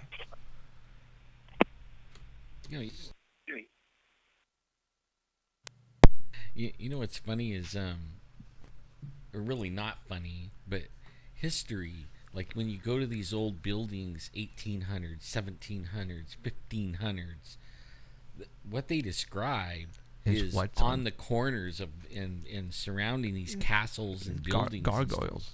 Yeah. So what was the first guess? His full name was Dr. Turi. T-U-R-I. Louis Turi. Okay, Yeah. That's what I thought. Yeah, that was really interesting. So. You know what's cool is I keep watching the lightning flash. We're having a storm over there. See? It just went off again. Why did it go off? You got me, because nobody's really pounding. What? Did it scare you? You scared me. See, yeah, you guys have to understand, we're in the studio and it's pretty spooky in here because we got props everywhere. And let's just say we have lightning effects going on in the set where the TV show is filmed, and it's going off by itself. Yeah, it's supposed to be like you stomp on the floor. Sound activated. And then the light goes off, right? Yeah, there's no sound and the lightning's going off. Yeah. Oh, before I forget, Patrick Contreras is going to be here this Saturday. He's an awesome violinist. Okay. He's at Fulton 55. Tickets are $12 before, $15 at the door. So I'm going because it's going to be awesome. So if anybody's in Fresno area, I suggest you go because it's going to be pretty cool. And he's not paying me to do this. I just love him so much. Fulton 55 is cool too. I like to go upstairs and look down on him. That place is haunted. Yes, it is. I'll keep my eyes open. Look in the let's see, it's the southeast corner upstairs. Yeah, southeast corner. So, yeah. All right, we got a couple minutes left. I hope you guys enjoyed the show tonight, because I certainly did. Got 2 minutes left. So, what we do here, guys, is we do exactly what you heard. We try to bring in witnesses who have actually seen this stuff. All right, and we are letting them tell their story, because it's best that way. I can sit here and open up a book. I can go on the internet and I can read you story after story after story, but big freaking deal. You read that all the time on Facebook and on other websites and on blogs. No, our job here is to find you the people who have seen, who have heard this stuff, and we're going to bring them on here to tell you the story, because it is exactly that, very cool stuff, and this is just cool stuff, guys. I'm having a blast doing it. Everything is awesome. Well, it's fun to have like the famous guests, right, and the guys that are have books and stuff like that, right. But it's really cool when you have people come on that have pictures and right. they got it their own self in the woods, right, and then somebody to come in and tell us a story about a gargoyle, and then somebody hears about it, and then they call in, and they're right there, and another gargoyle story. And you're not going to get that on TV or any other show. No, you're not. Really. No, you're not. So they plan them out way in advance. We don't plan it. Absolutely. We're horrible at planning. Absolutely. So, all right, you guys, thank you very much for showing up. My name is Jeffrey Gonzalez. I am your host with Alan Thomas and Emerald Bonilla in here, providing you what we can is the best show on the internet today. Simple as that. I think it. I don't care what you think. But all right, keep your eyes to the skies. I hope you witness something that you can't explain, and we'll see you guys next week. You guys take care. Adios. Bye.